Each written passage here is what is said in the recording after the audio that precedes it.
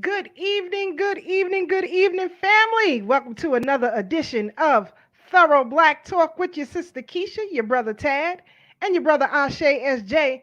Will be joining us very shortly, working out some kinks behind the scenes. We have a lot to discuss with you all tonight. We also got our brother Blacksmith, who's going to be joining us in a little while on a check-in to give his 2 cents, 4 cents, and 6 cents on everything that's going on. And we want to help the brother build his platform as well. Because that's what we do here on Thorough Black Talk. What's up, brother Tad? How you feeling? What's going on, sis? I'm feeling good. I'm feeling blessed. I'm feeling that hat. I see you switching it, getting all flavorful on us. I I ain't told mad. you, I'm coming with a new one every week. I gotta get my collection up now. Now I gotta get my hat game up. Look, I got so many different Yankee hats. All of them are different, but they all blue Yankees. I got the light blue on today. I think last week was the gray. And just got multi-flavored, regular blue Yankee hats. Stay in New York to the heart. I know that's right. You know, there's some history behind that. Oh, New really? York. See, when I see New Yorkers wear the baseball cap or Yankee cap or whatever you want to call it, we originated it. I know a lot of people don't know this, That's a but fact. the baseball cap was originated in 1849 by the New York Knickerbockers Mm. because the Knickerbockers was originally a baseball team, And not a basketball team. not a basketball team. It originated as a baseball team in 1849. So when you all get a chance, Google it and see if I'm lying. I told you I used to be an avid basketball fan and I know everything about New York Knickerbockers. Trust me. So I always meant to say that because we, oftentimes either you, Brother Ashe, and myself wear our baseball caps. But I just wanted to throw that tidbit out there that it originated here. So yes, we're thorough in wearing it. Now, was that the American League or the Negro League? It's the American League. All right. Yes, yes. But it originated with New York. In New York. That's So right. that's why we love our New 1849. York so much. No doubt. I knew it had to be something to it, to be so drawn to it, you know. And salute to the Yep. whole family on the check-in. Sister Farnessa, Sister Joyce, Yes, Sister yes, Marie. yes. Oh, shout out to them. Shout out Tasha. to Vanessa, Sister Joyce, Aunt Marie. Aunt Marie, I gotta call you. I've been meaning to do so, but I've been so busy this week. I got another side hustle. So you know me, I'm always got something going on. But I'm gonna call you Aunt Marie, so look out for that. Sister Rashonda, good to see you, good to see you. Tosh Monique, good to see you, good to see you, good to see you. Welcome to this edition of Thorough Black Talk. We got a lot to get into tonight. And before we do that, how has your week been thus far, Brother Tad? Oh, my week is great. My week is great. My week is great. You know, I don't know if I told you, but I'm now the president of the Sankofa Spa Resort. You know, that's the organization that I go back and forth to Africa with, and I am now the president. So I'm now organizing a trip for this August. So, I mean, I'm excited about this one because I'm at the helm. I will be doing all of the planning and organizing. You know how I do, Sister Keisha. I like to, make it real nice for our folks. I mean, it was nice so far, but now I'm trying to take it up another notch. You know, we should always be trying to improve it, especially since I haven't been there in a couple of years now. I think the last time I was in Africa was in 2019. So of course I didn't go 2020, didn't go 2021. So it'll be this summer of 2022, giving people more than enough time to put their money together so they can join us over in the motherland and just get that experience. If you never go again, I always tell our folks, you got to touch the continent at least one time, you know. So I'm excited about that. You know, I'm excited about, OG Wisdom podcast because that is getting a lot of requests and popping up in the searches like, okay, the folks are ready. The folks are ready. And there's some other things I'm working on behind the scenes that I really, just putting the pieces together, so I'm definitely going to be busy, busy, busy, busy, busy, so that's where I'm at with it, just putting things together, you know, it's like chess, I'm an avid chess player, so you got to put all the pieces in its proper place for you to execute your move. And that's where I'm at with it. So I'm feeling blessed. That's what's up. That's what's up. Again, family, get ready for the OG Wisdom podcast. And if you want to go to the motherland, now you got the direct connect, thorough black Okay. talk with Brother Tad. So, and shout out to Mama Eileen. Definitely. Shout out to Mama Marlene. Shout out to our sister Yvette, who she came to Africa with us. She's from Canada, and she came on the strength of the show, listening to our platform. She may be tuned in now, but yeah, yeah, yeah. All the way in Shout out to Canada. her. That's a Shout fact. out to her. And also, I want to give a shout out to Sister Elaine Reddick. I don't know if any of you ever know her story, but you should. There was a documentary done about her. She was forced sterilized, I believe, in the early 1960s in North Carolina. She sent me a message yesterday. And as you said, Wow. Brother Ted, you never know who's watching. That's a And fact. she says she was very proud of the work that I am doing and with Thorough Black Talk. So, again, we never know who's watching. So, shout out to her. I was having such a busy day yesterday. And when I got that message, it just soothed me because I had so many different things going on. So we gonna keep it moving right along. But I hope all of you shout out to Brother Peace. Shout out to you, Brother Peace. Salute, But brother. Peace. yes, yes. Family, I don't know if you've heard, but it's been recently reported that a 72-year-old black woman was found hanging from a tree in Annapolis, Maryland.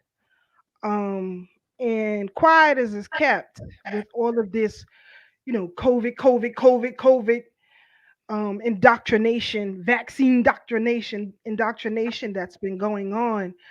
Um, what's happening with our people has, fell by the wayside. But when Dr. Fillet sent this to me, and shout out to her, um, and Pam Africa. Pam Africa's birthday is coming up. Digress for a minute. She will be 75 years young.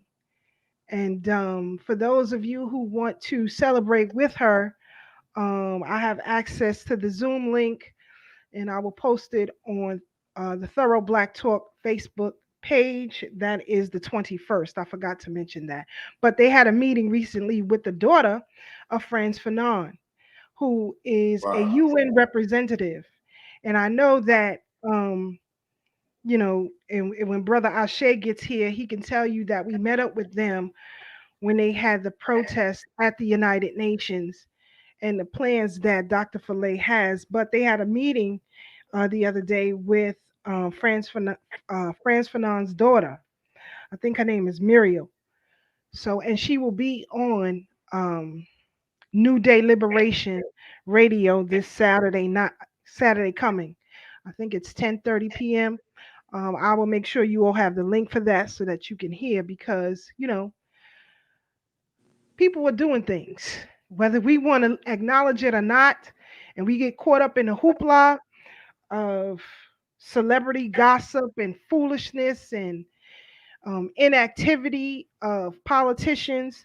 A lot of us are doing serious work on the ground. So shout out to her for making that connection. Yes, I do see my brothers and sisters. Shout out to all the DJs on Twitch. I will repost this in a minute for y'all. I see the link has been disconnected, but I will make it work for y'all. Yeah, so this 72-year-old black woman was found hanging in Annapolis, Maryland, from a tree. Last I checked, which was yesterday, she has not yet been identified. But I can tell you that I know from history, they're going to say that she did it herself. She did it herself.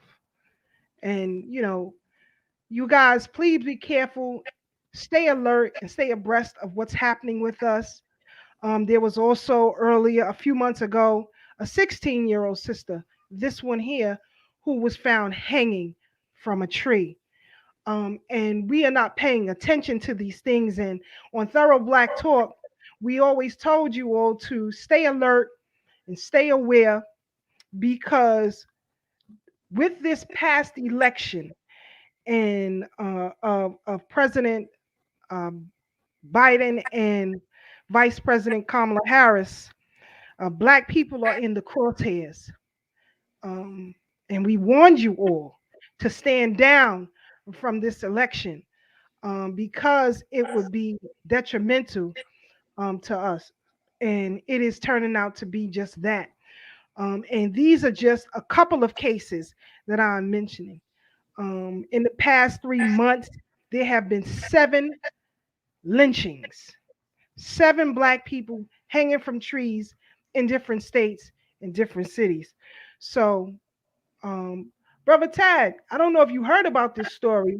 I think I Yes, might have sent it to you and Brother Ashe. I'm sorry.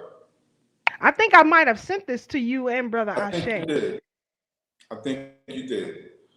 I'm not familiar with the particulars.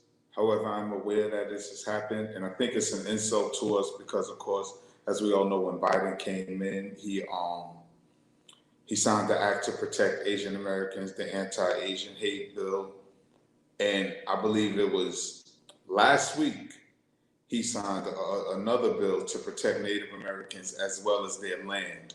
And I'm like, yo, here it is. We still can't get our lynching bill signed, but we're still being lynched this day and age. I mean, Dr. Jahi Issa had brought it to national attention when Obama was running, talking about the lynches in Delaware, predicated on his barber being hung and lynched, and several other peoples that they attempted to hang and lynch. And then, through our efforts, we made a little noise about it, but they had to quell that because it it stood in the face, it stood in opposition of the narrative they were selling of a post-racial America when Obama was running. So they had to put all of these acts of lynching, sweep them under the rug to sell this agenda, this program that everybody is now brought into. From the rainbow agenda to now the whole COVID vaccine pandemic. So strange times that we're living in. And what's weird is that most people don't even care about the work that's being done, to be honest with you. It's just important and imperative that we continue to work without the glory. Nobody, you know what I mean? Nobody really cares about saving themselves or being saved. But what I laugh at is a lot of people say, oh, I couldn't have been a slave back then, or they wouldn't have done that to me, or if I was alive back then, and how about my favorite? We're not our ancestors. I mean, of course you're not your ancestors because your ancestors had more courage. A lot of people are so cowardly and cowardice that they bury their head in the sand right now. Here it is, a 72-year-old black woman was lynched in Maryland, and it doesn't even make national news. It's almost like a blip on the screen. So this is a slap in the face when you put it together with the politics going on with Joe Biden. I mean, and as you said, we already told people, don't vote for Biden, don't vote for Kamala. Vote your conscience. But our folks don't have a conscience. They do whatever mass media tell them to do. And it's sad because we don't have independent thinkers no more. So it's upon us to start telling people what to think. You know. I hear you on that, and I'm glad you pointed that out. Here you have two hate crime bills for two different ethnic identities who haven't faced nearly what we have in this country and abroad. And black people voted for it. And now you're going to catch all of the hell for it because, as we also said here on Thorough Black Talk, we warned y'all that the Biden administration was breaking the law as it Yes. relates to these jab mandates. Now, see, you can talk all that flim flam stuff all you want to. I follow the damn law. And the law clearly states that you cannot, first of all, he tried to do an emergency medical executive order.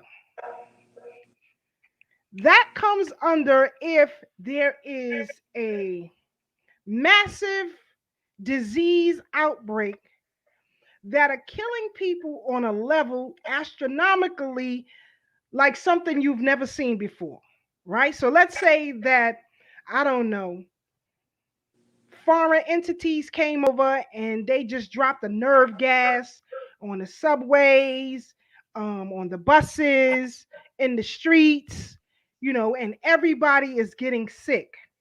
You know, nobody is making it through. Then you can issue such mandates, right?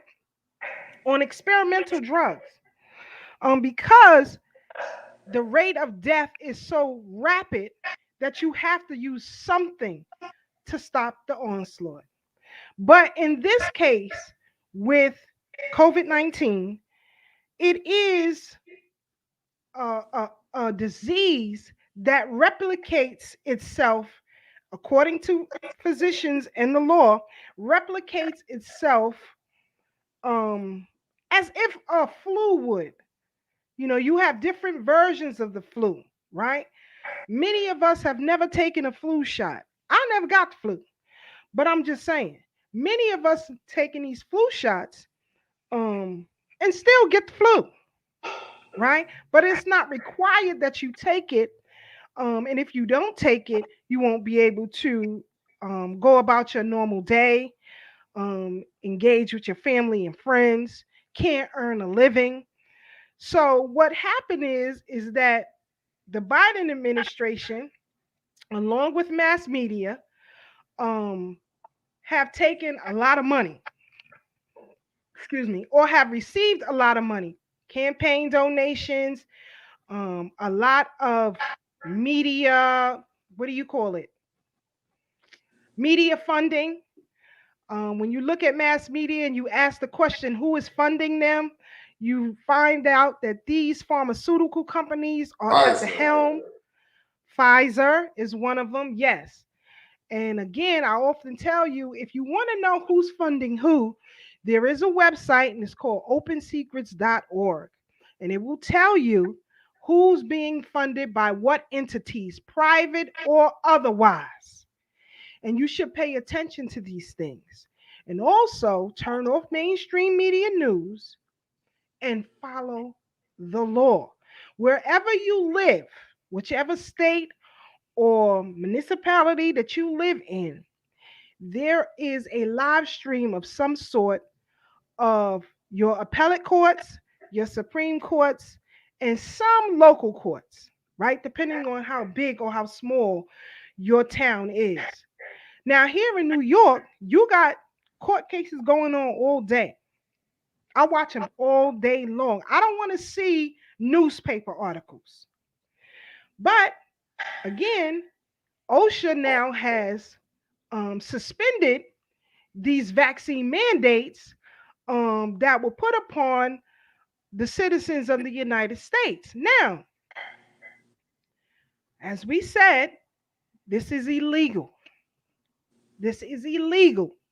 And the courts now are beginning to be flooded with lawsuits from citizens suing their employers. Now, you may not be able to sue these pharmaceutical companies because what is written in the law, but employers are now being sued. And I would suggest that members of unions sue the unions. Sue the unions. They broke the law. And all you had to do was stand down and wait. But you refused. So now, you know, United States Court of Appeals, Fifth Circuit, on November 12th, shut it down. Shut it down. It's too much going on. And when you read, I'm going to put the link to this opinion, judge's opinion, in the chat so you guys can read. It's only 20 something pages, but you can read this opinion, and everything that we've been saying on Thorough Black Talk Worldview is true. None of us are lawyers, but we damn sure know how to read and comprehend. Sis, not just saying, but demonstrating as well. Exactly. We're not telling you to do something that we haven't done or aren't doing. So Brother Tad, your thoughts. Now, I'm glad that all of this stuff is coming to light, because, I'm a city employee, and what happened was, of course, I didn't take the jab, so I was placed on leave without pay. Got reimbursed, still getting reimbursed again. However, I walked in the office the other day, and one of my coworkers saw me and was like, "Did you take the jab?" And I was like, "No." He was like, "Well, how are you here?" I said, "Because weekly testing. And I explained to them that everything that was being done is illegal. They thrive off of our fear. It's like they're like the boogeyman, If you're afraid of them and their perceived power, then you're gonna acquiesce. You're gonna bend over for these folks. But if you stand on your square, 10 toes down, and you're resolute in your position, they're not gonna have no choice but to negotiate and agree with your stance, as to which I did. So a lot of people in the office are talking about, they didn't want to take the jab, but their job was on the line. And I always remind people that whatever job you got right now ain't the only job with money. There's other places you can go to earn money. Take some time out, develop your business, but you can make money. You don't have to be coerced into taking something that you don't believe will benefit you. And here it started out as one jab, then two. Now they're talking about booster shots every 6 months. Every 6 months for how many years? Do the math. Like literally, Forever. right, forever. They're just gonna be poking and prodding you, and we know all of this is experimental. So my point is that we're not telling you to do something that we wouldn't do ourselves. We're not telling you to take a position that some of us have. And I'm not telling people don't take it. I'm just saying, stand on your square. If you want to take it by Exactly. all means, that's your choice. You have the right to do it if you want to, but don't criticize anybody that don't want to take the jab, and vice versa. If you don't want to take the jab, don't criticize anybody that do take the jab, because part of freedom, the main core value of being free is to make your own choice. Make your own choice. With the information you have, make the decision that you feel is best for you. Don't go by what I say, Brother Ashe, Sister Keisha, Brother Blacksmith. Go by your own thoughts. You know what I'm saying? Go what feels right with your spirit. That's what being free is. Doing what you want to do, not being forced to do what someone else wants you to do. And I'm going to step off my soapbox. Brother Ashe, what's the word? Yo, what's the word, family? Yo, what you was talking about, I caught what you was talking about Biden and all of that, right? And it's funny because right now in the news, a hot topic is Pamela, because of Sierra. She had recently, I think it was today or yesterday, she had the R&B singer Sierra went to the White House to give a speech. So Kamala, she recruited this R&B singer Sierra to go to the White House to give a speech to promote jabs or snake bites. to promote the snake bite to children between the ages of 5 and 11. So Kamala Harris is putting together a plan, and she recruited Sierra with her celebrity power to assist 5 to 11-year-old children to get this snake bite. Now, if that don't strike you crazy, I don't know what to tell y'all. You know what I'm saying? Because first of all, they pulled the wool over black women, black people in general, but a lot of black women got the wool pulled over their eyes and their heartstrings pulled because they saw what looked like a solid black woman being the vice president. So they voted for her, got the wool pulled over our eyes. Now everybody all over social media, all they say is, where's Kamala?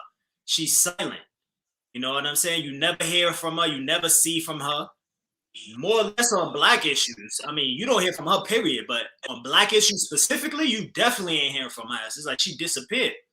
You know, so people was talking about that before. Now, and it was the heat was really turning up within the past week or two. I've been seeing people on social media like, yo, where's Kamala? She ain't saying nothing. But it's funny how she must have heard of that. Her team must have got wind of that, of people how they talking about she not doing nothing. Because next thing you know, a few days after people talking about this online, now Kamala's in the news. Where was she this whole time? And then she recruited Sierra. So now Sierra thinks she doing something. She done got her presidential dress on. She got her makeup done. Her eyebrows look weird. I said, is that Sierra?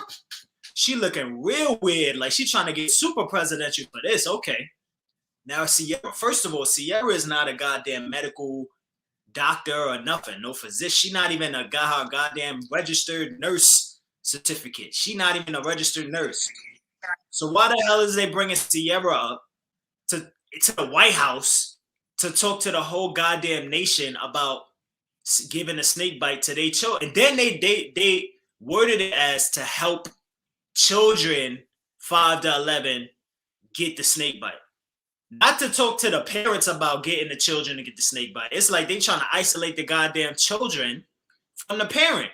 You know what I'm saying? And if we don't see this, specifically black women, if we don't see this, if my sisters don't see this, that they are literally playing like a puppet strings when it comes to this, like it's a blatant slap in the face that whenever you hear about something and they need, because they know who runs the culture, they know who runs, even though we don't run everything, we dictate it. We dictate it by not even running it. We say what's cool, what's not cool. If you want the majority of the nation or whatever to do something, you got to deal with the culture. You got to deal with, you know, the influencers and things of that nature. When you talk about that, it's no bigger culture than black culture. We run every goddamn culture. So if you get the black people on board, all of the people that's behind following us, they're going to be on board as well. So now they got Sierra with her little celebrity power. I don't know. She ain't even make no music in the longest time, but that's another story. But now she thinks she actually doing something.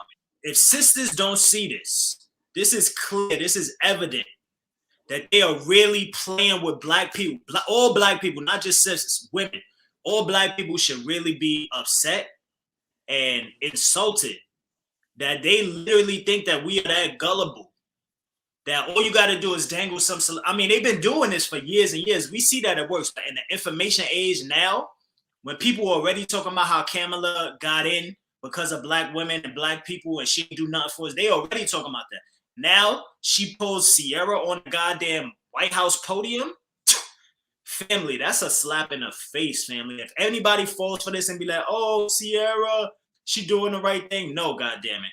You know what I'm saying? She know exactly what it is she doing. Either she with the agenda or she just falling victim to the goddamn star power of Kamala.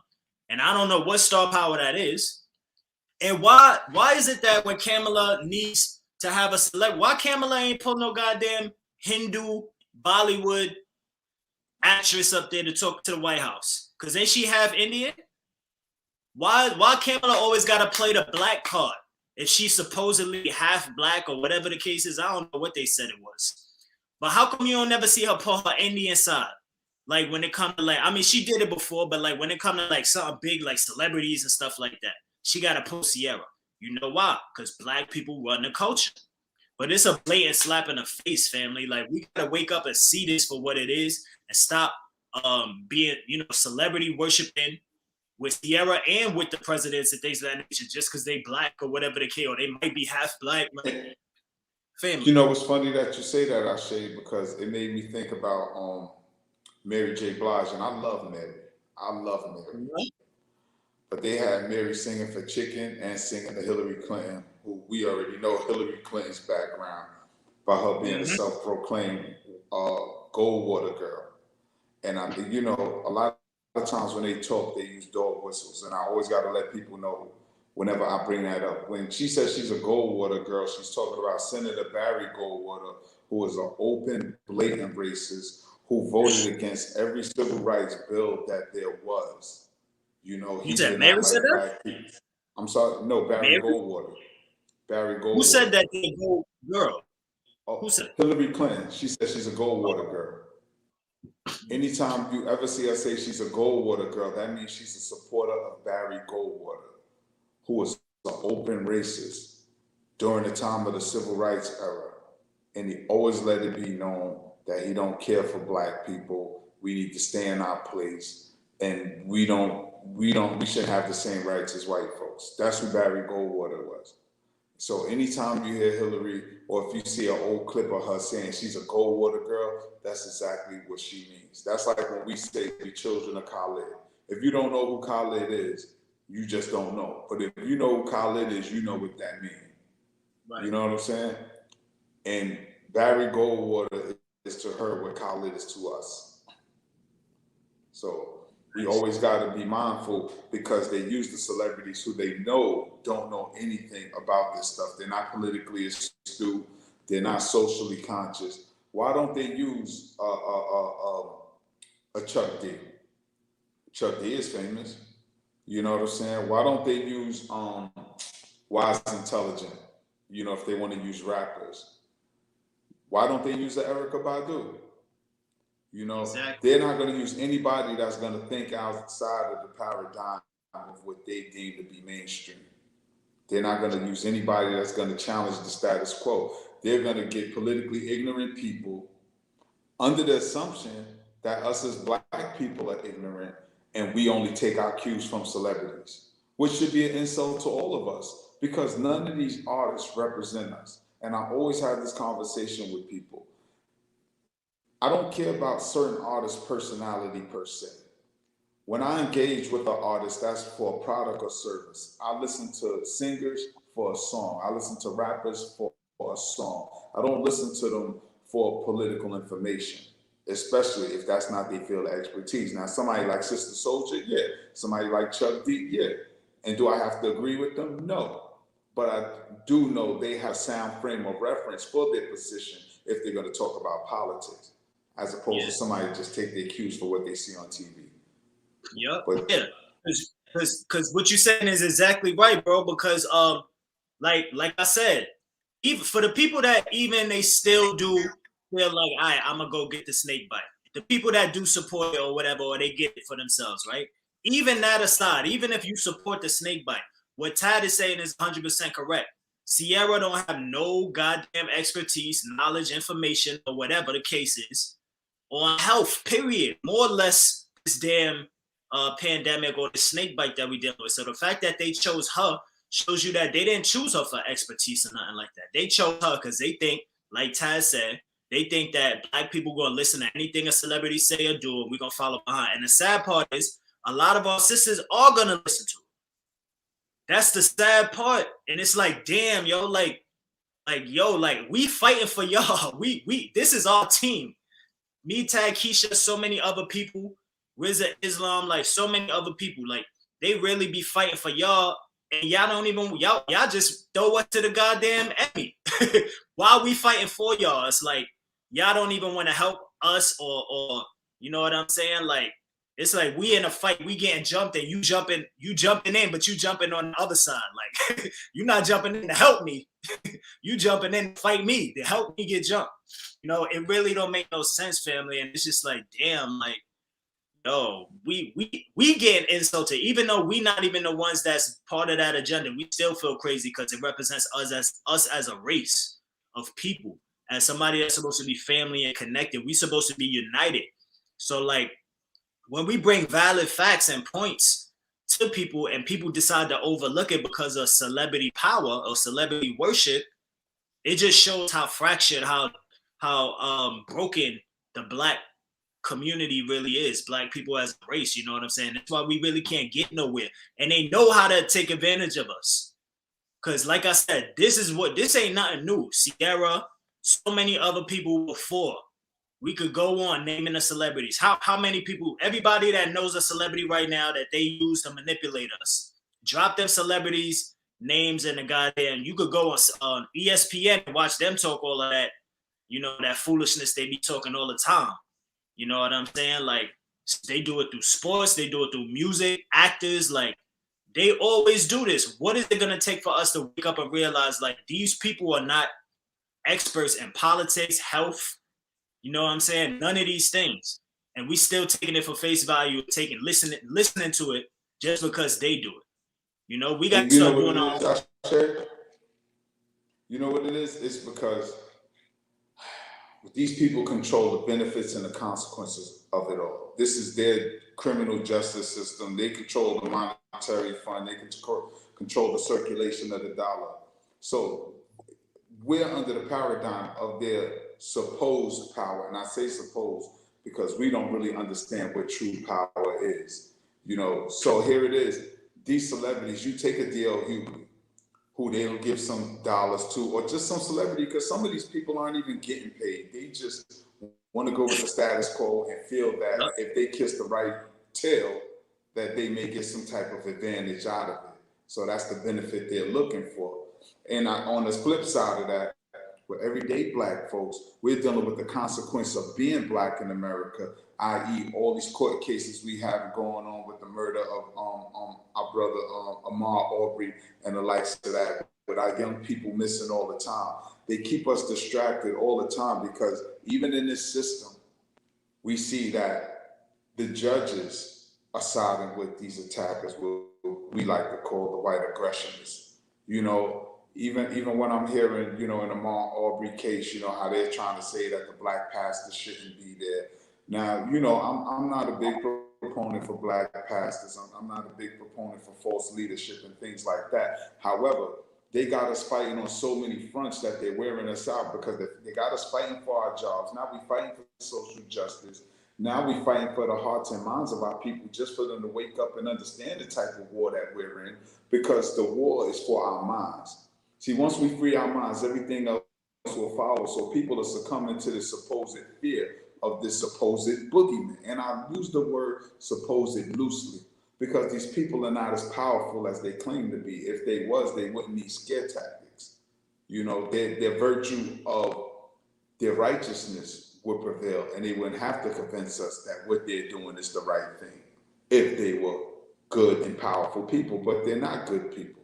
That's why they're trying to force our folks. But our folks are getting so tired. They're getting weary. Because every time you turn around, it's Ahmaud Arbery today, it was Trayvon Martin, it was Mike Brown, it's like Yana Jones, Rakia Boyd. It's always something that we're fighting just to be acknowledged that these people are murdered. Even with the Rittenhouse case, you know, with that dude shooting up everything, you know, they already threw out the gun charges. So we really got to watch how these folks move, because we, as Sister Keisha always say, we got to learn legalese.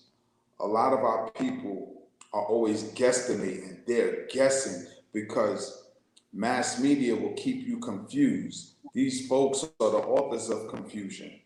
So while they'll put out a story today, tomorrow it will be something else, and then we run it with antiquated information. Like most people don't know that the Court of Appeals struck down Biden's mandates. And if we all stand together, we literally strip these folks of their power. But since we keep, not us per se, but the masses are giving into their lies, they're empowering them by just following the lies. And it's important that we constantly agitate the consciousness, not just us, but our audience, people who tune in and listen. We got to get this information out to the people, and they don't have to always agree with us, but they do have to just think. Because I see people running around here mindlessly following what's being told to them. And that's very dangerous for everybody, particularly our children. Because, like I said, if they give it to the children 5 and 11, and then you got to get a booster shot every 6 months, how many years will a 5-year-old have to take this jab? Their arm's gonna look like a dope fiend by the time they get to high school. This is serious business, but Even if we they're fall alive, back. who knows if you're going to survive? But again, we don't tell you what to do. It's your body. Do what you want, but don't force me to do it. And now I was reading an article when I think 2, 3 days ago that the CDC and others have recalled over 2 million of these nasal swabs as Wow. defective. As Wow. defective. So, you just don't know what's going on, but you have to have your wits about you. You have to understand the undertones that they are speaking to us. Like Brother Taz said, we don't give two flying F's about Al Sharpton or Jesse Jackson.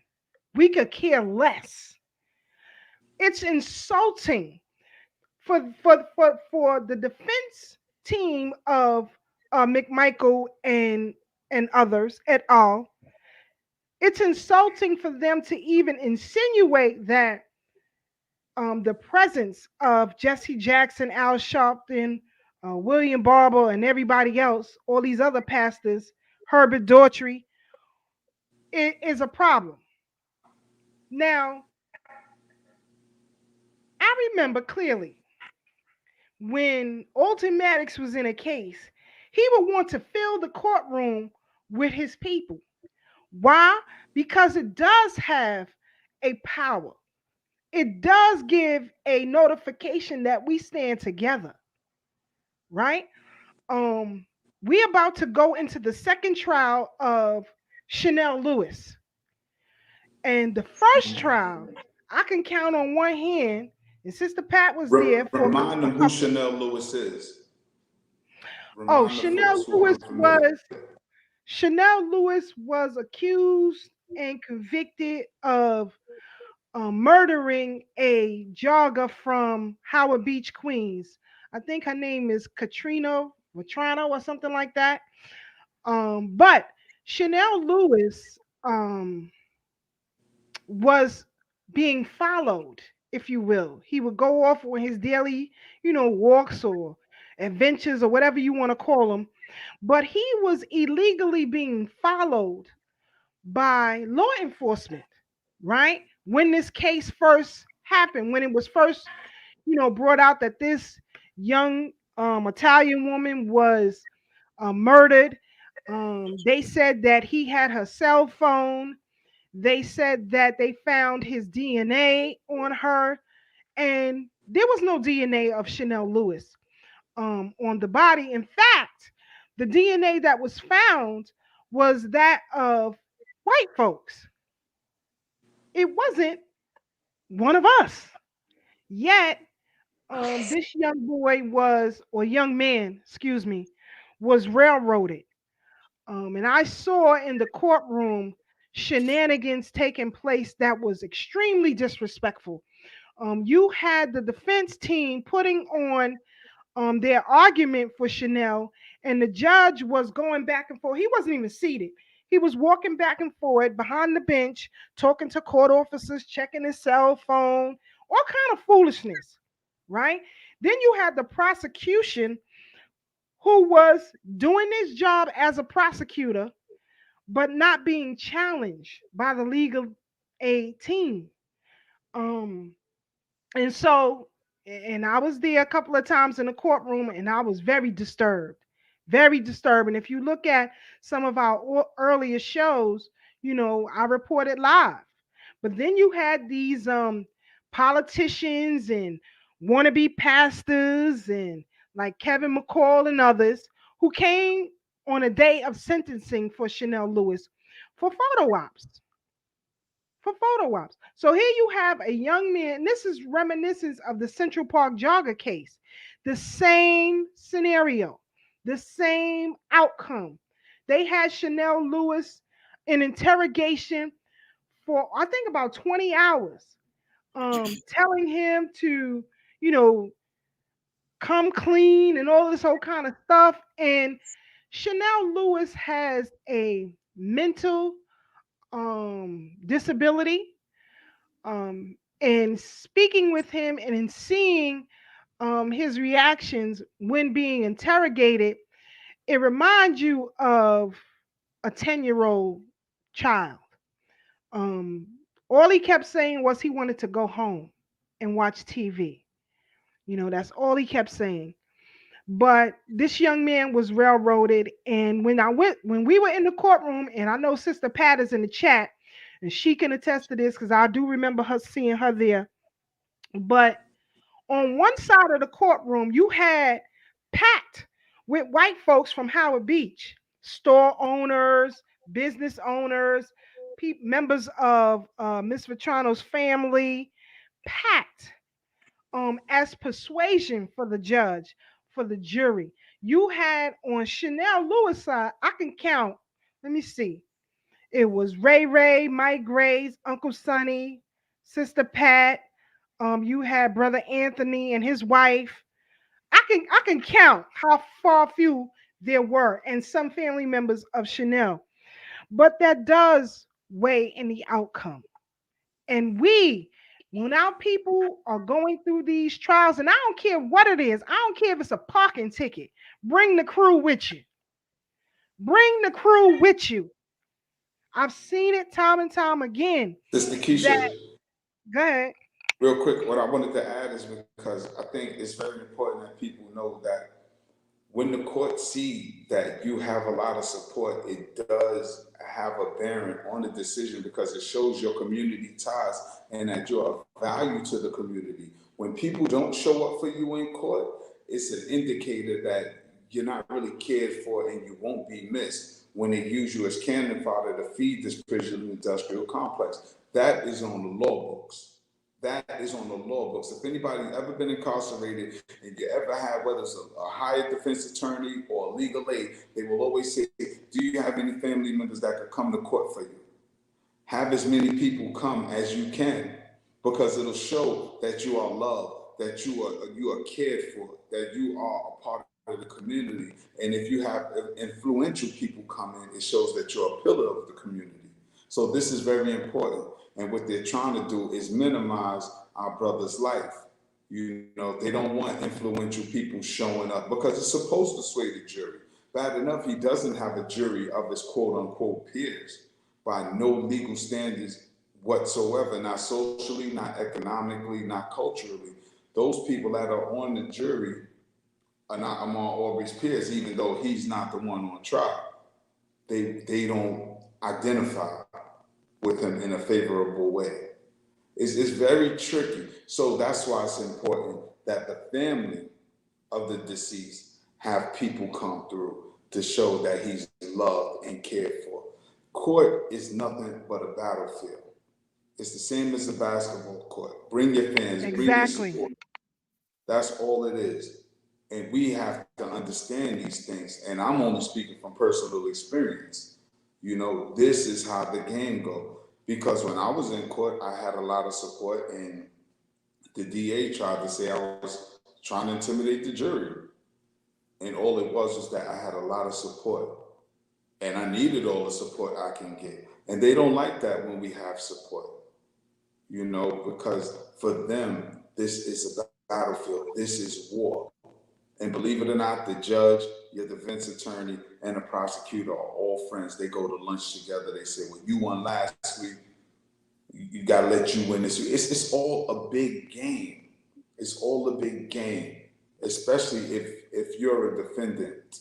And this is the sidebar off of Aubrey, because he's not a defendant. He's a victim in this case. But if you ever catch yourself caught up, they'll always ask, how much money do you have? How much money you have to determine how far the lawyer will take the case, which is messed up to me, because if we're looking for justice, then it should be about justice. But we know that to not be the truth, particularly for Black folks here in America.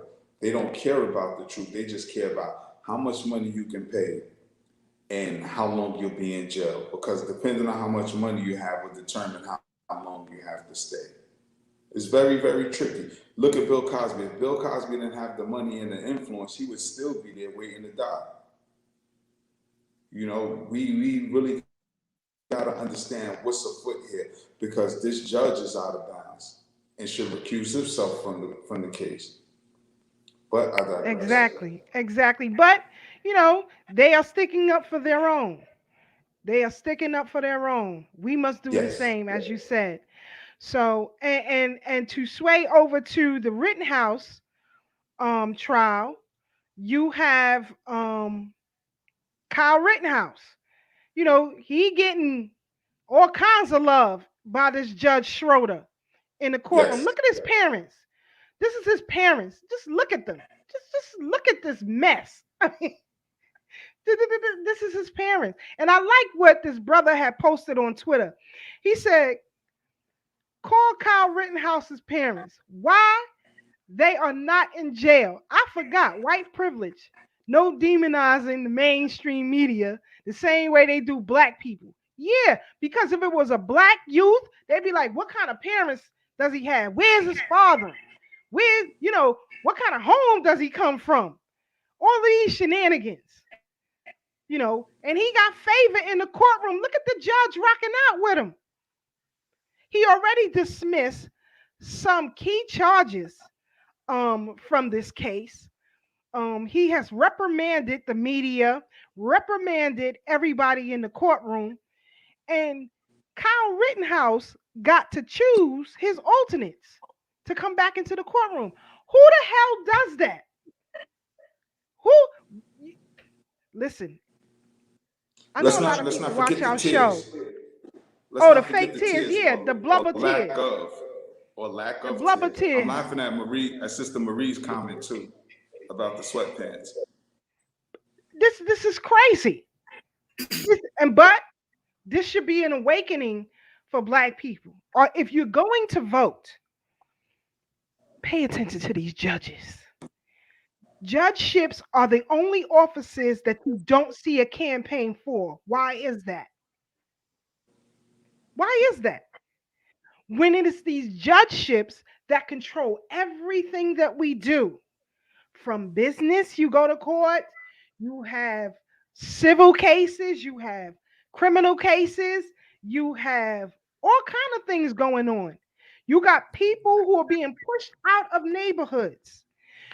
NYCHA housing is dilapidated. Every NYCHA tenant should be in a courtroom right now. Everybody. This should be a class action lawsuit. But again, we don't pay attention to the judgeships in any of these elections. And I would employ all of you.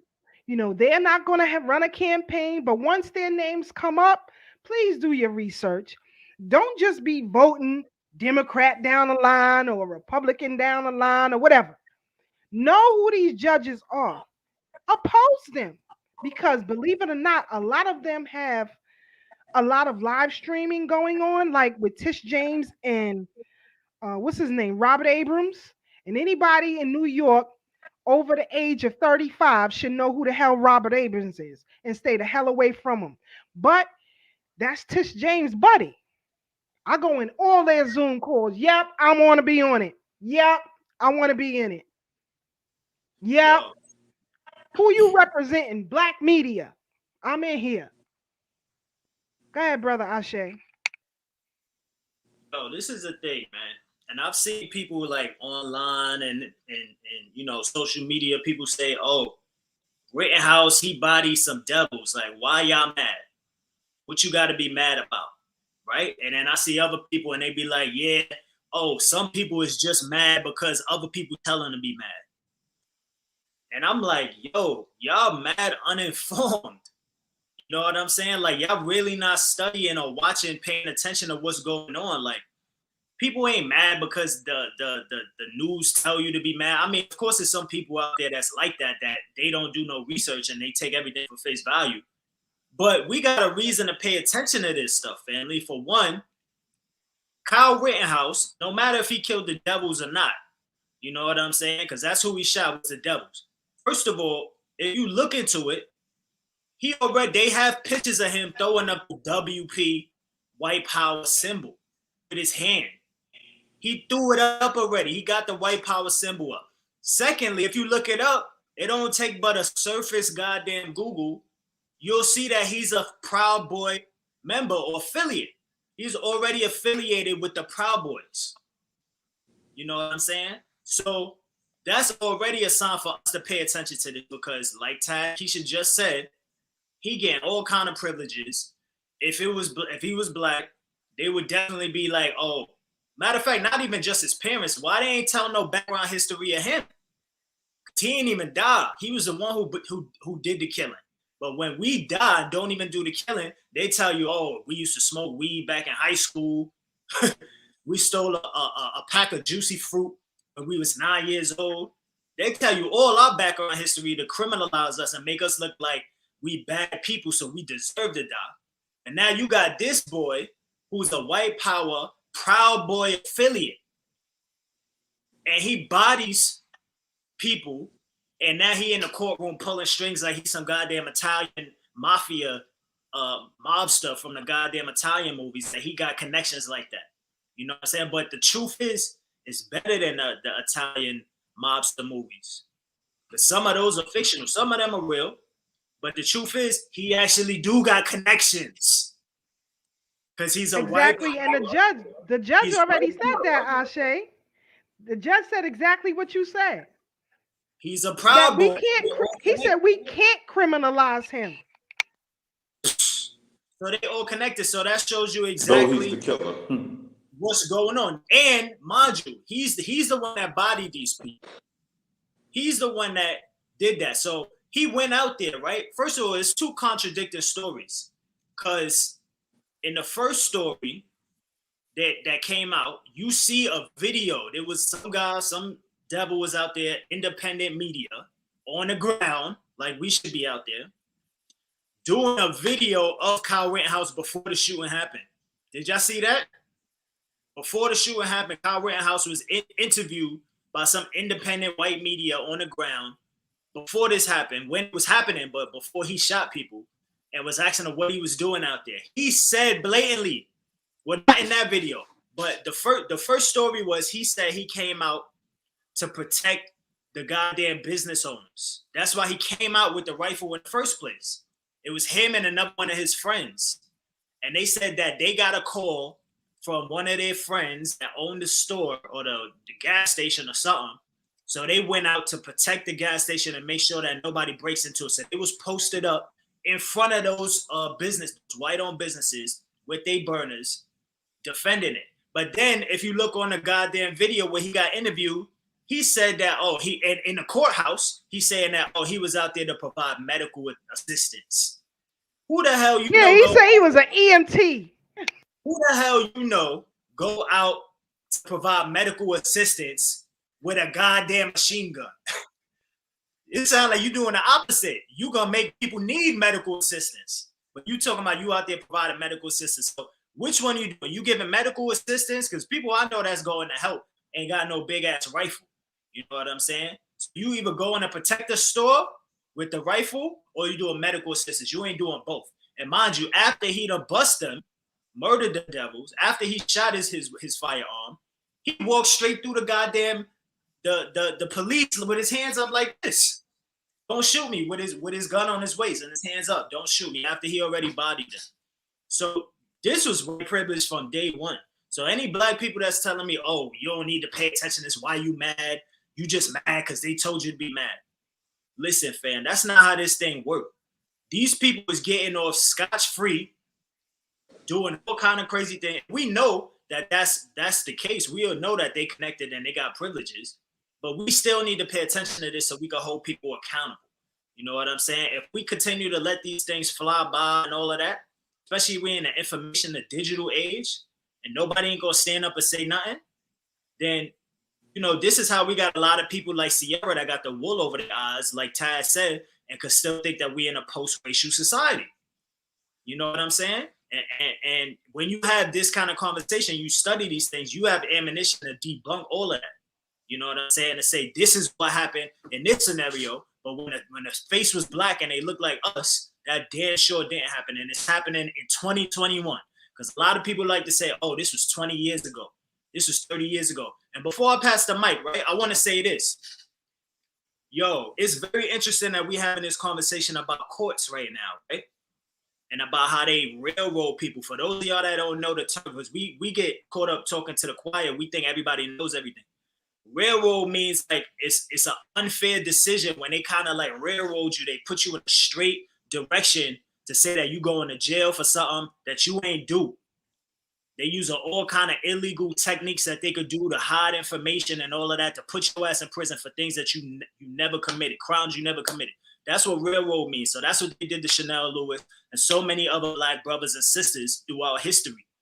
So it's interesting we having this conversation because right now another hot topic in the news is the exoneration of the 2 Black men that they say killed Malcolm X.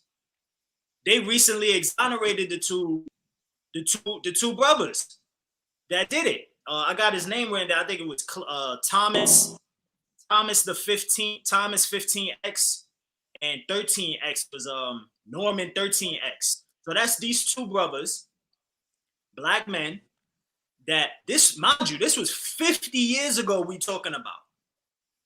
50 whole goddamn years ago we talking about when Malcolm X was murdered.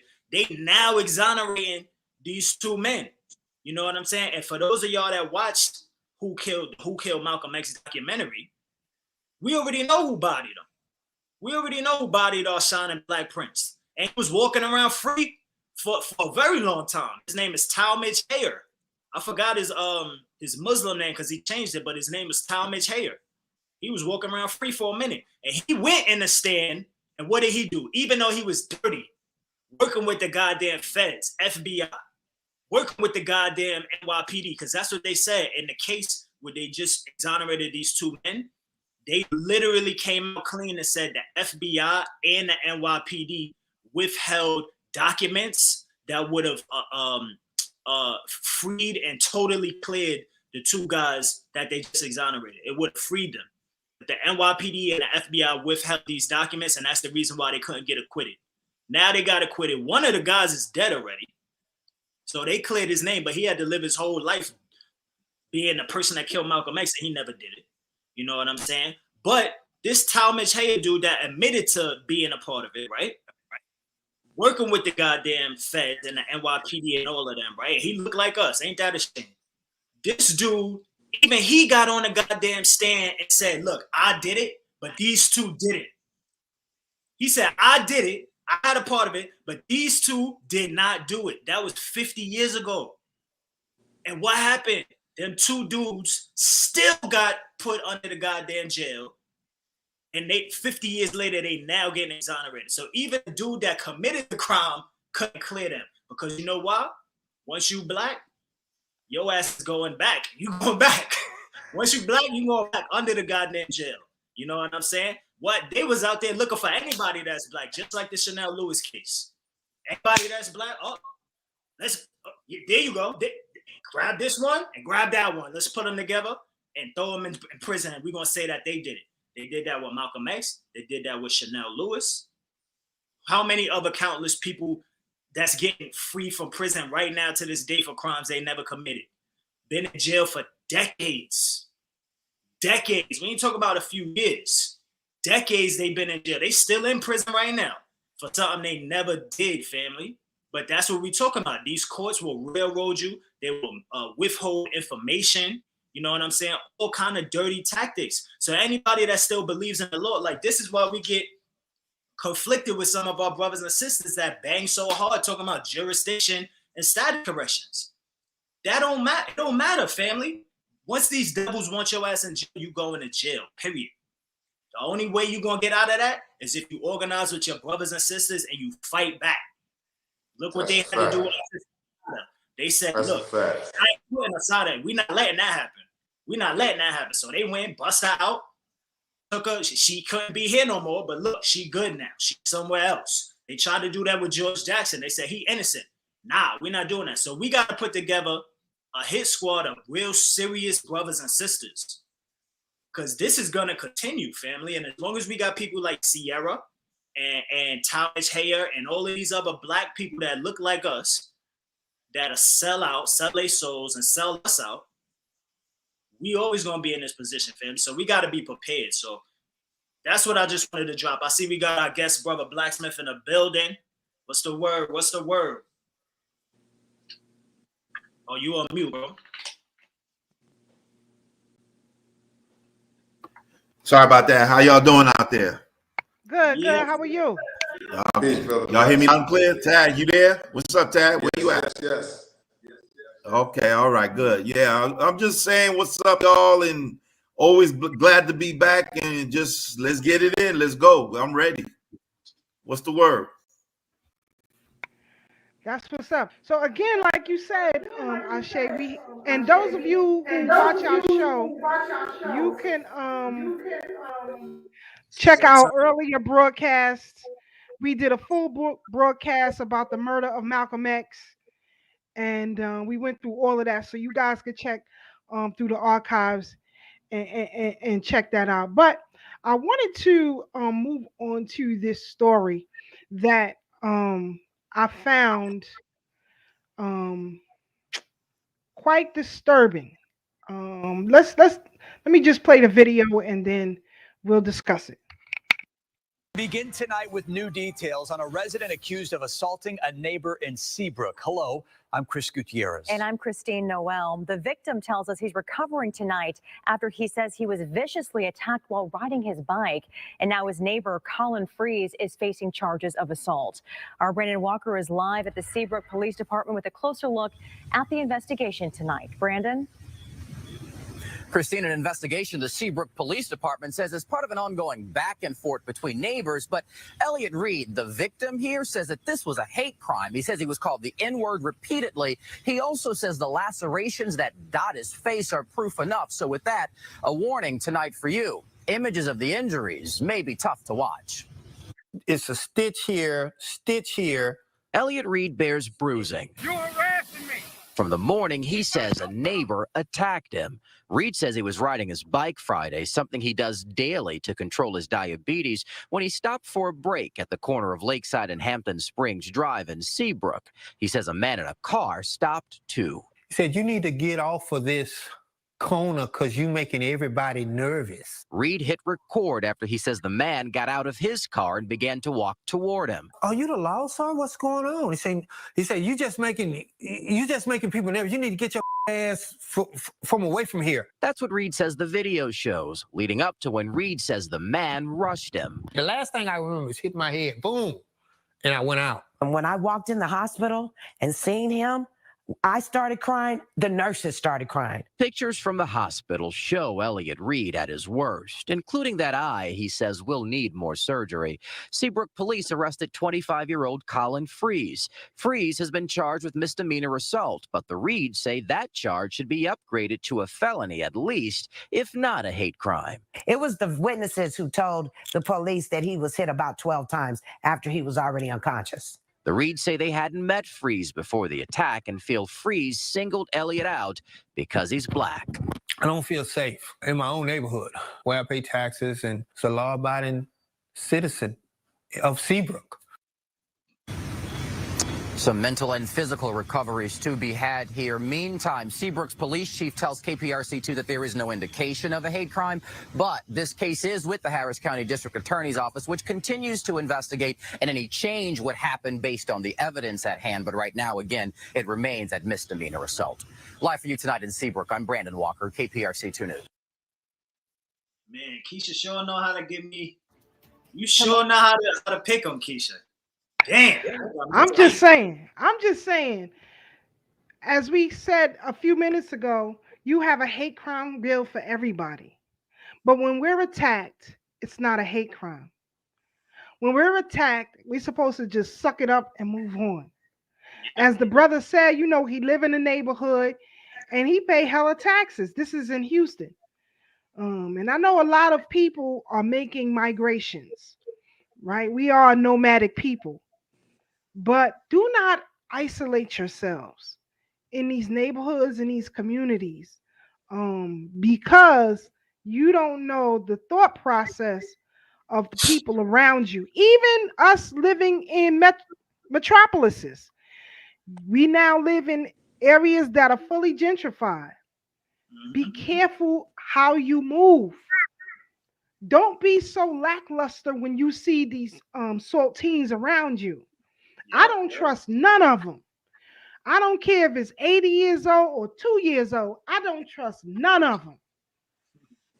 And you all should understand that. This is war. And now you have these judges who are putting batteries in people's backs. I told you, we are going to be the catalyst for getting Biden and Kamala in office. We're going to catch all kind of hell we ain't seen yet. But I'm going to get off my soapbox. Brother Blacksmith, your thoughts? You got to unmute him. He's been seeing it our whole life. Oh, am I muted? Good, bro. No, we did. Oh, okay. Did y'all hear the beginning of what I said? No. Nah. Okay, what I was saying was we've been seeing that all our lives, all of us. I don't care how old you are. We know it happens. It's still happening. And, I don't know. Wherever I go, I'm surrounded by us. So that ain't going to happen to me so readily unless I just get caught slipping in the neighborhood I slipped into. I didn't even know it was like that. Right. I just hope the brother's all right and the dude do a long time in prison. But, with the privileges and all this and that, we know how that goes as well. Hopefully he gets some redemption and gets some money out of it. He don't look like, they look like people that are well off, at least enough to live with them. So, hey, he just got to, handle that and move on or handle it streetwise if you get down like that. But it's crazy because it's tragic. Turn your speaker down a little bit, bro. Yo, it's crazy because when this pandemic started, right? Asian people was getting attacked, right? But it wasn't no words. You know what I'm saying? It wasn't no dialogue. They was just getting ran up on and hit and beat up on, right? So you really don't know why, but you would assume, they definitely assume that it was a hate crime. And they got all of these bills passed and they stopped Asian hate. And we remember on our show, we showed how they was even jacking our slang. What was they saying? I can't even remember. All of our Black Power slangs, they was like turning it, flipping it into Asian power slangs. You know what I'm saying? But automatically they just assume it wasn't no black people like, oh, you calling them out of their name and all of that for being Asian. They just got ran up on by random people and they call it hate crimes automatically. Now, in this case, you got dialogue where this guy's literally saying you making people nervous and blah, blah, blah. Before it even happened, it's a confrontation with dialogue. You know what I'm saying? And they don't even consider it being a hate crime. In fact, they gave this dude a misdemeanor for doing that. Who knows? That guy could have injuries, like he could have brain damage. He could have, illness that happened like after the fact. You know what I'm saying? We don't know what the repercussions of his illnesses are just because we're looking at it now. Like 5 years from now, you never know. He blacked out. He got knocked out. You know what I'm saying? And they don't even consider this a goddamn hate crime or even talk about it. And the thing that got me tight too, Keisha, because I look at everything. They had this black man in they white media covering this story, right? He ain't got no goddamn emotion. First of all, he talking just like them with that accent, just like them. Go ahead. I was hoping you say that. I say, go ahead. Like I was like, I made a post. I was like, just because you intelligent, you sound intelligent, or use proper English, that don't mean that you talking white. When people say that people's talking white, they talking about the accent. Because you don't have to, you can sound intelligent and speak proper English, but you don't have to put that accent on that these devils be using. That's the accent that you heard them use. Now you talking white. So this dude is on a white media and he talking just like them and he ain't got an ounce of emotion in him, right? I seen more people have emotion. Why is it that the large media, especially CNN, they are allowed to have emotion when they try to persuade your ass to do something, like get the snake bite? Like when they talk about this new term that they created, anti-snake bite. I ain't gonna say it, you know what I'm saying, but this anti-snake bite, that's what they call people now. They got all these emotions. They even say, "Oh, it's dumb," you know, little shots like that. Like these people are dumb and throw names at you and all of that. But then you got this black man that's covering a story about a black man that got horribly beat up, which was a goddamn hate crime, and he ain't got no emotion in his face. Like, of all things, you can have emotion about something like this. You know what I'm saying? But this is because this is their media. They control their media. This dude, even though he's black, he just a pawn. You know what I'm saying? He just getting manipulated by them for his paycheck. And if he say the wrong thing or show some emotion, they gonna quit his job. He ain't gonna be no goddamn. He gonna have to do the weather on BT or something. You know what I'm saying? He ain't doing no news crew or CNN or nothing like that. And that's what he know too. So he gonna play that position and sell his goddamn soul and report it as if this was some old innocent case between two regular people that just had a disagreement. When in all actuality, this man was targeted because he was black.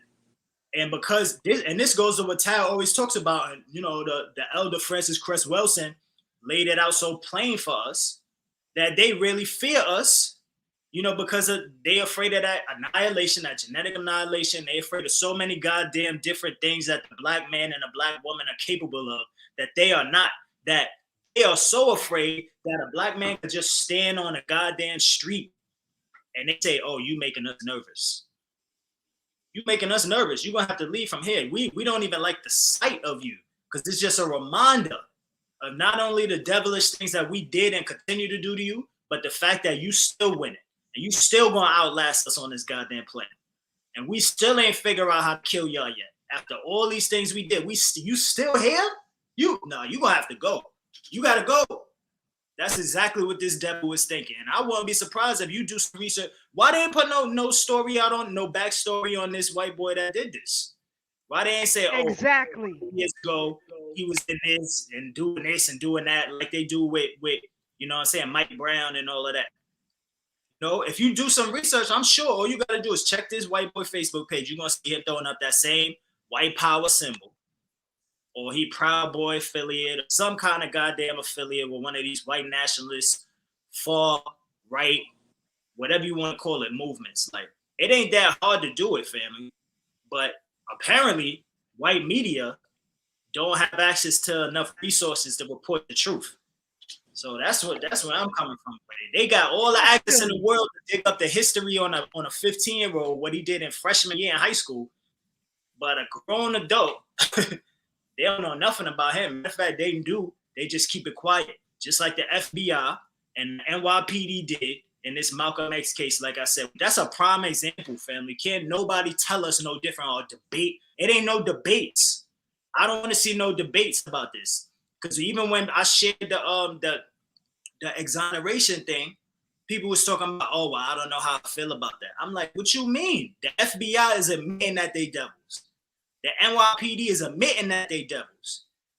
And you still talking about you on this conspiracy theorist vibe? Like, I don't like to use that term because we know they created the term conspiracy theorist was created by them about black people. Like, they started that whole goddamn term based on us. And people don't even know that. You know what I'm saying? But so I don't like to use that term, but come on, family. Like, everything is not a goddamn you got to have some kind of theory. Forget theories. Let's go to the facts. Let's go to what really happened. A theory is something that you feel. It's a projection from like what could possibly be. Why are we still basing our shit off theory? I'm cursing now. Our stuff off theories when we got cold hard facts that we could study and research. It's because history always repeats itself, and people don't study history.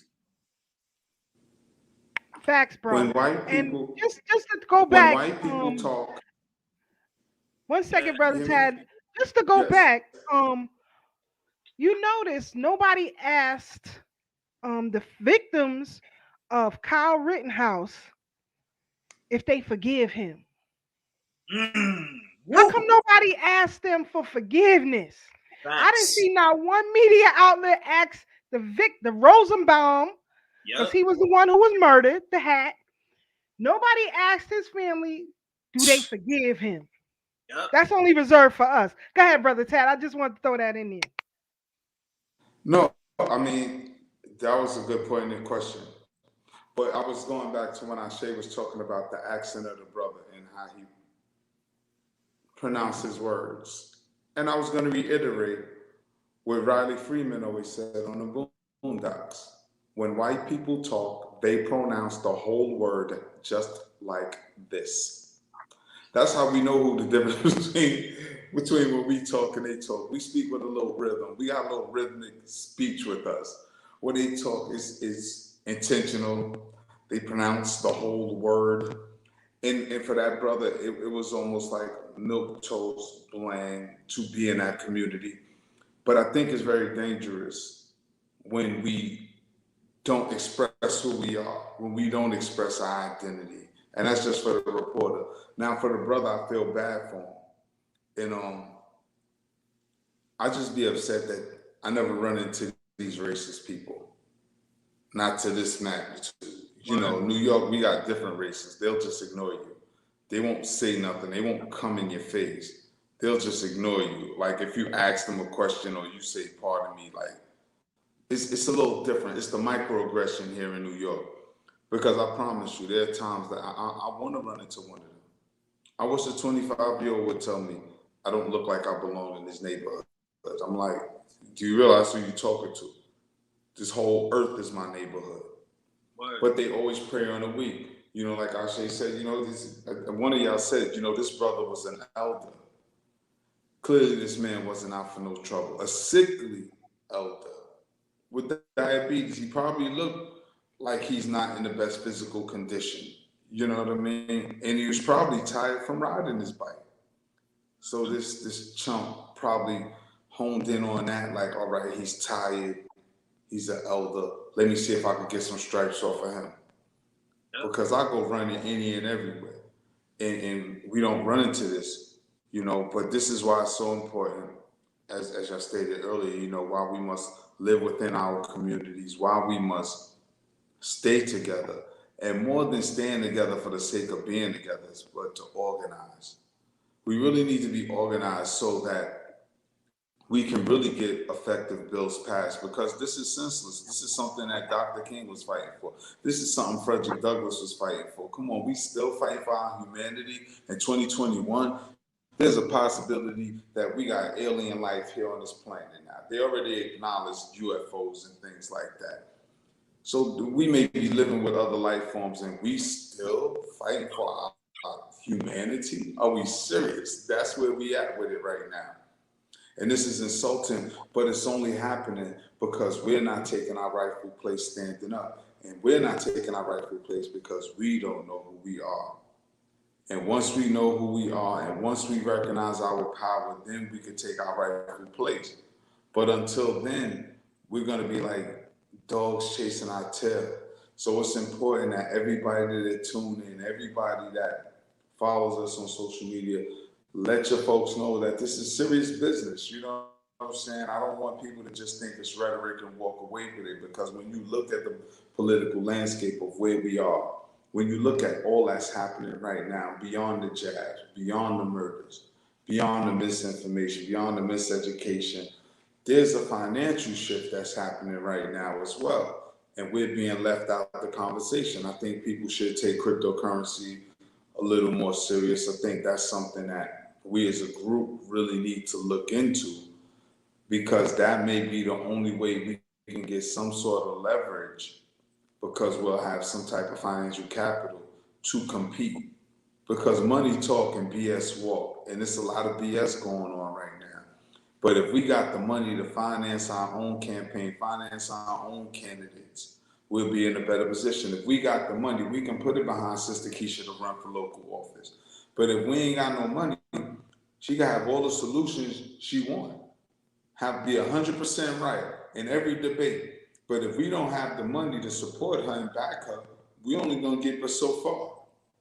So this is very important that we start looking at the money, the direction of the money, how to use it, manage it, because we see that what goes on right now when our folks get money, all we want to do is front and floss. We the only ones making it rain on strippers, which I have a problem with itself. Like, why are we celebrating whore culture? You know, and no knock on the sisters that do what they got to do to feed their family. However, it is a whore culture.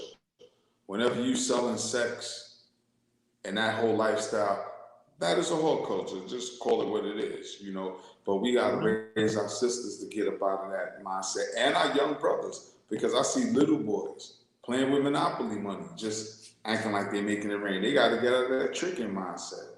Yeah. You know, it's so multi-layered on where we are as a community in terms of how we relate to each other, where our values lie, and what do we consider valuable.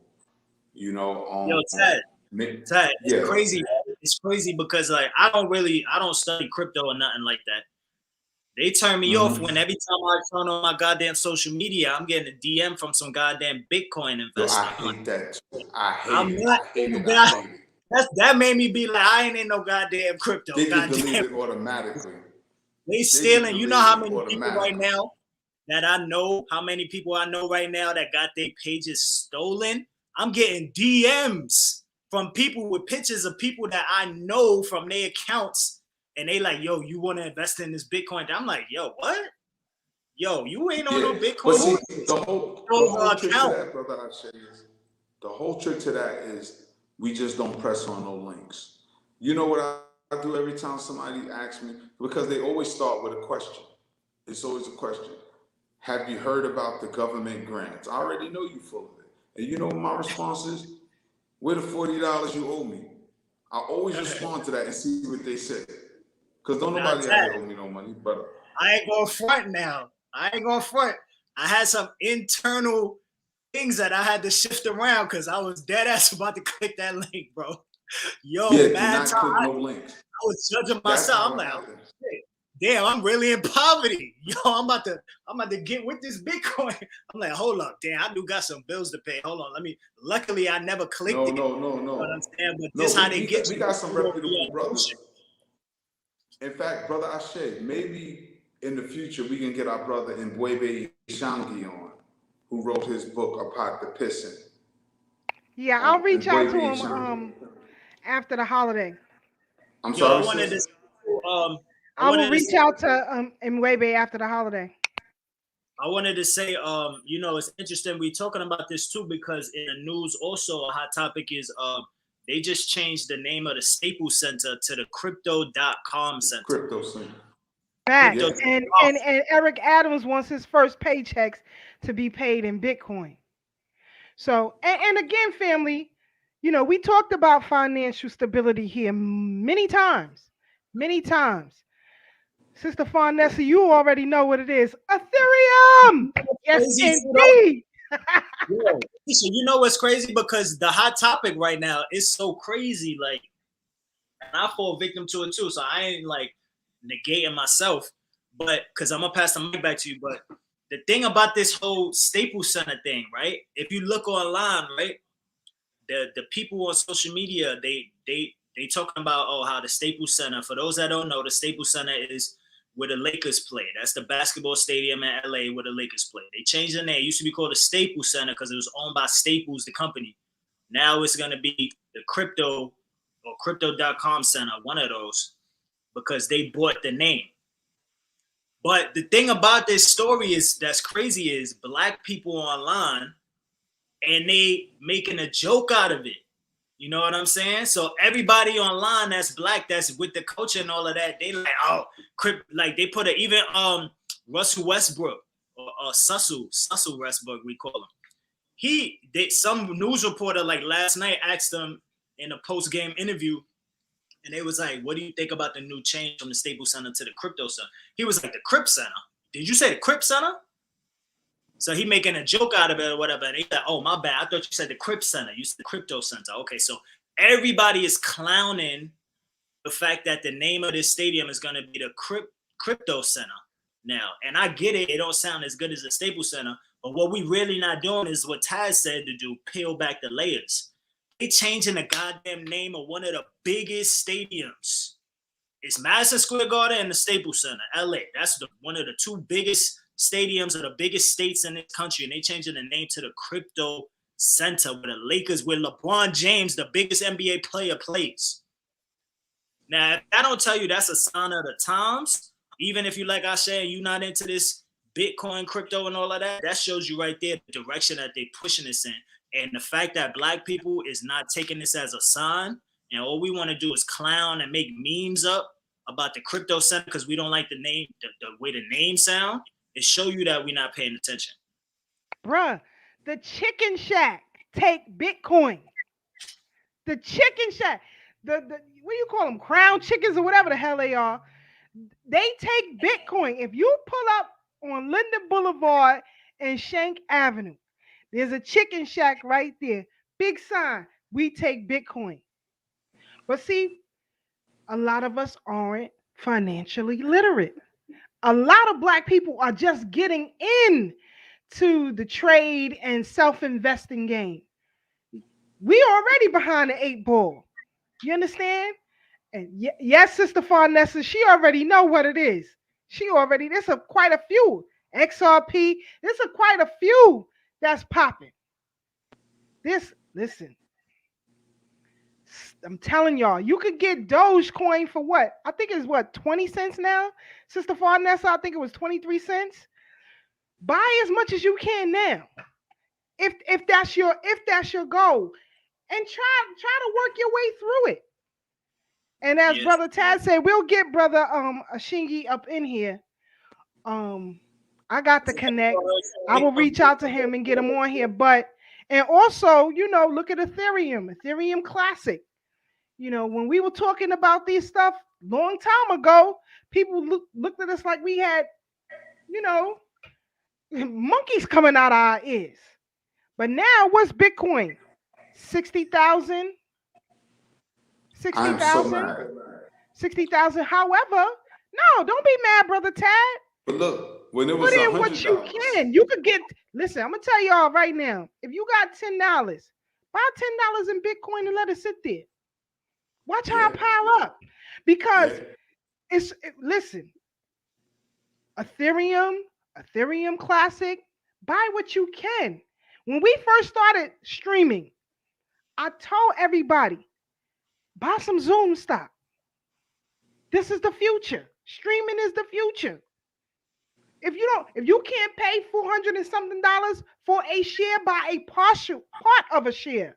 You can do that. You can put $5 on Zoom, $5 on Bitcoin. You can put whatever you have.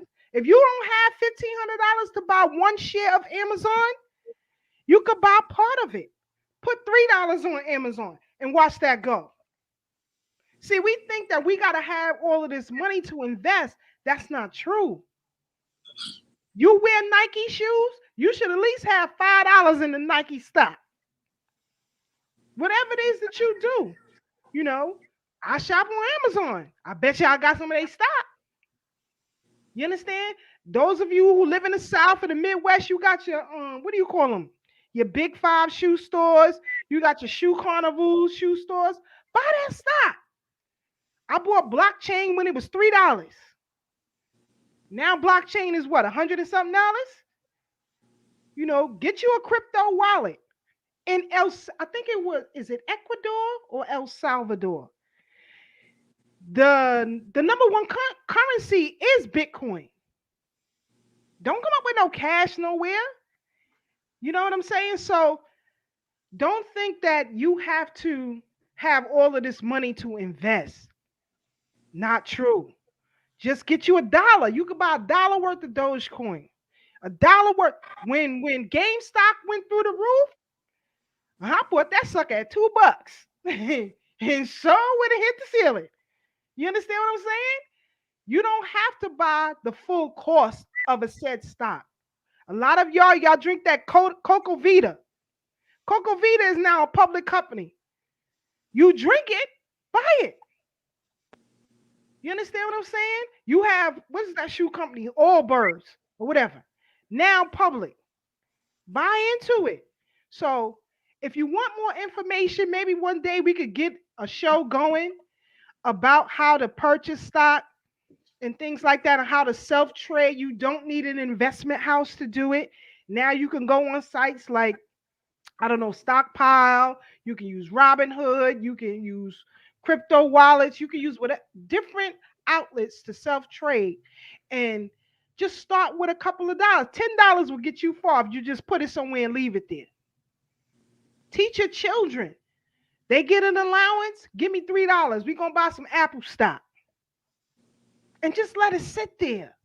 That's all you have to do. So one day we will definitely do an investment in trading and how to buy stock and all of that, so you guys could get in and do this thing for yourselves. Do it for yourself. I do it for myself. I know Sister Farnessa do it for herself. Quite a few others. Do it for yourselves. And even how to use insurance, life insurance, to fund your businesses, right? If you pay the premiums all the time on your life insurances, right? Mine's, for example, I pay for the year because I ain't got time to be paying these little bills. And you get a better rate when you pay it for the year, right? So every few months, I'll get a letter. You have this amount of money that you can borrow from your insurance. I think I saw Waka Flocka talking on, I think it was Instagram or maybe Twitter, and he was saying that he bought life insurance policies, dropped $1 million there, and instead of using credit or instead of using his own funds, he borrowed from his life insurance and paid himself back. You can get a money stability account, right? That's nothing but a bank account with a higher interest, and borrow from that to fund what you want. So there's a lot of different things. And, one day we definitely got to have a show and discuss all of this, because I'm telling you, it'll be worth it. And teach your children young. When my grandson come over here, I go, give me that dollar, boy. We about to buy some Apple stock. We about to buy this stock. And he likes it because he likes to see the numbers and the colors. He gets into it. So start young, but we're going to move right along. We have this case that somebody sent to me. We just had Halloween or whatever that y'all want to call it. You had a group of black children trick-or-treating in their neighborhood, and you had a group of white teens who were dressed up in Ku Klux Klan costumes who tased the black teens. So again, don't feel so comfortable around these folks. Be careful of how you move. You understand what I'm saying? There again, a slap on the head, a slap on the wrist, for these youth for these Urugus who did this. And now there's a stigma against the black kids who made a complaint. So let's be careful. I know everything is, jab, jab, jab, jab, jab, jab, jab, but other news is happening too. And we got to pay attention to that. I wanted to talk about brothers, and we'll start with Brother Blacksmith on this. But I have a problem with black people helping white people clean up their crimes. I don't want to see any statues removed, none of that, because you are helping criminals clean up the crime scene. And in cleaning up the crime scene, it's a hindrance to you. Now, I often say on this platform, learn your local history. Learn your local history so that you don't get caught up in the hoopla. Oh, yeah, tear the statues down, and nope, leave that criminal activity right where it's at. You understand what I'm saying? Study the blocks that you live on, the counties that you live in, as it relates to the slave trade. Brother Tad and Brother Ashe, Blacksmith, those are Bed-Stuy folks right there. So we'll start with that. How about that? Y'all Bed-Stuy folks. All of them can tell you about Nostrand Ave, Madison Ave, Monroe Ave, Stuyvesant Avenue. All of them were slave owners. All of them. Yeah. Oh, yeah. Every last one of them. So why would I want to help a criminal clean up their past? You could go to the county in which you live. Right now, this is from the New York Almanac. Right? The New York Almanac. It has a list of all the streets in New York City that are renamed after prominent slave owners: Bleecker, Beekman, Broome Street, Chambers Street, Carlton, Clarkson Street, Clinton, you Fulton. know, all of that. Delancey and Delancey Street. Now I know Brother Blacksmith and Brother Tad. Y'all remember back in the days when you wanted to get some fly leathers, where did you go? Delancey. I got a fly Christian Dior's velour suit from Delancey for Easter. In And you gotta also remember that Dana Dane made a song about Delancey Street. Remember that one? All right, so there it is. I was bumping it 2 weeks ago. Oh damn! Listening to the whole album. And Delancey was one of the largest slaveholders in the state of New York. And now you had all these black people spending all of their money on Delancey Street. Connect those dots, if you will. Mm-hmm. Connect those dots. So again, study your local history. Don't let these people clean themselves up. Dykeman Street, Gracie Square. Here it is. Gracie Square by the mayor's residence on the Upper East Side is named after merchant and banker Archibald Gracie, who is listed as owning enslaved Africans in documents from the first decade of the 19th century. Now, here you're about to have Eric Adams into Gracie Mansion. This is crazy. And you wonder why we suffer, because we don't know the history behind things. We really have to study. I'll send it to you and Brother Ashe after we log off tonight, so y'all can check out these names.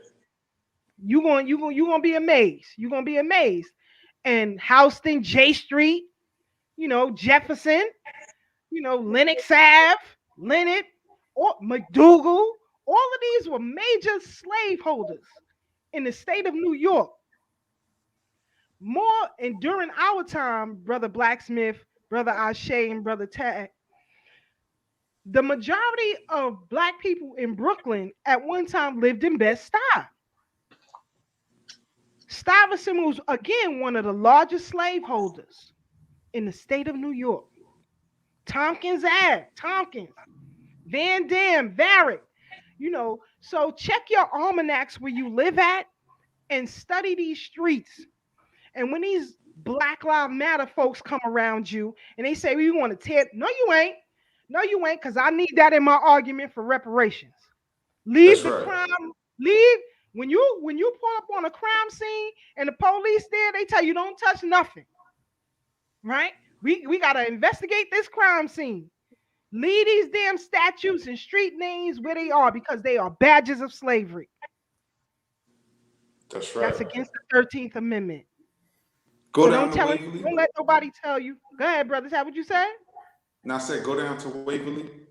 I want to see who Waverly okay. is. Hold on. Washington. You got Watts.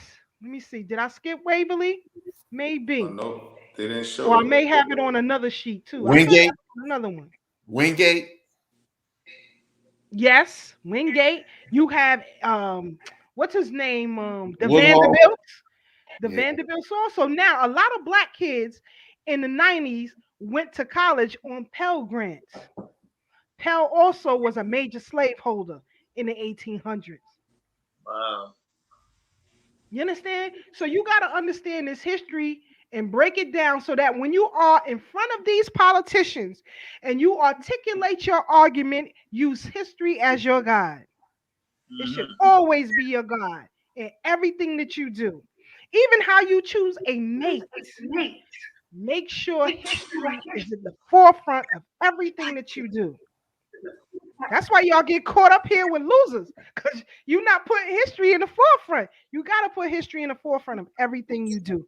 A wise man once told me that, and it's stuck in the back of my mind, and it is the blueprint for all arguments. And if the prosecutors wanted to win in the trial of the Mcmichaels and Bryant in the murder of Ahmaud Arbery, they should put history in the forefront. If the legal defense team of Chanel Lewis wants to win this second go-round, history should be at the forefront of their argument. But I'm going to get off my soapbox. What do you guys think about our people learning the local history where they live at? I think that's where we should always start. We should always start right where we are and then expand out. You know, unfortunately, people try to take on bigger projects and then they skip the minor details. And we always, you know, they always say the devil's in the details. So I think it's important to know where you are right now and then expand out so you can have a full grasp of who you are, where you're going. Even when we talk about our ancestors, I always encourage people, learn ancestors in your family before you start learning historical Black figures. Learn about your own people's contribution. Your family did great things because it took a whole bunch of people to come together just to make you. And if you don't look at yourself as great and phenomenal, then you're already lost before you got started. I'm gonna stop right there. Yeah, yo, you know what you said is important, man. Like, learn the history, learn the local history, study the facts of history. You know what I'm saying? Because right now in history, Black people more concerned about what happened at Astro World. You know what I'm saying? Black people more concerned about, unfortunately, no disrespect, but they more concerned about this new rapper that died, young Dolph. I never heard his music before. You know, condolences to him and his family and things of that nature. But we are really concerned with these things. You know what I'm saying? Like, and it's just a coincidence or what? I don't know. That Astro World, Young Dolph, like Sierra, the media always puts something real big to catch our eye, right when something else real big and very important is happening to us. So, like, ask people about this Malcolm X thing, the exoneration. They don't know about it. But you ask them about Astro World and this new rapper, Young Dolph, that just got murdered today or yesterday it was, and they know all about it. We more concerned about that. You know what I'm saying? So, and mind you, this case about this exoneration of these two brothers is something that could potentially make another goddamn Malcolm X movie. That's how important this information is. If they made a whole movie about the Judas, if they made a whole movie about the Judas and how the FBI, the CIA, whoever was working to set up our brother Fred Hampton, they made the whole movie telling about how he was set up. Then they could make another movie about Malcolm X about how he was set up. Because this is a prime example where they're giving you the true history and they're telling you that these two was exonerated. So this is very historic, you know, and not enough Black people are talking about this. This is a big thing right here. You know, like they admitting that they withheld evidence and railroaded these brothers and took their life away. And we still don't know who, you know, really pulled the trigger. And we know who pulled the trigger, but we don't know who pressed the button. We know it was the feds and all of that. We know it was the police, NYPD, and the feds, but we don't got no person to point a finger and hold accountable in the goddamn feds or in the NB or in the NYPD. If they know that information was withheld, then I want to know who held the goddamn information. You can't just give me no bold ass term and say, oh, the FBI and the NYPD withheld the information. They know exactly who withheld that goddamn information. Why is that not released? But we could get information released on so many other things that's trivial. You know what I'm saying? When it comes to our people, like, who we supposed to hold accountable? How are we going to hold the FBI and the NYPD accountable when they just using that broad term? But these are the things that they do to us. And now it's just like, oh, we just got to leave it alone. It's a huge entity. These two entities are just way bigger. It's like a ghost goddamn enterprise, and we can't hold them accountable. That's how they feel.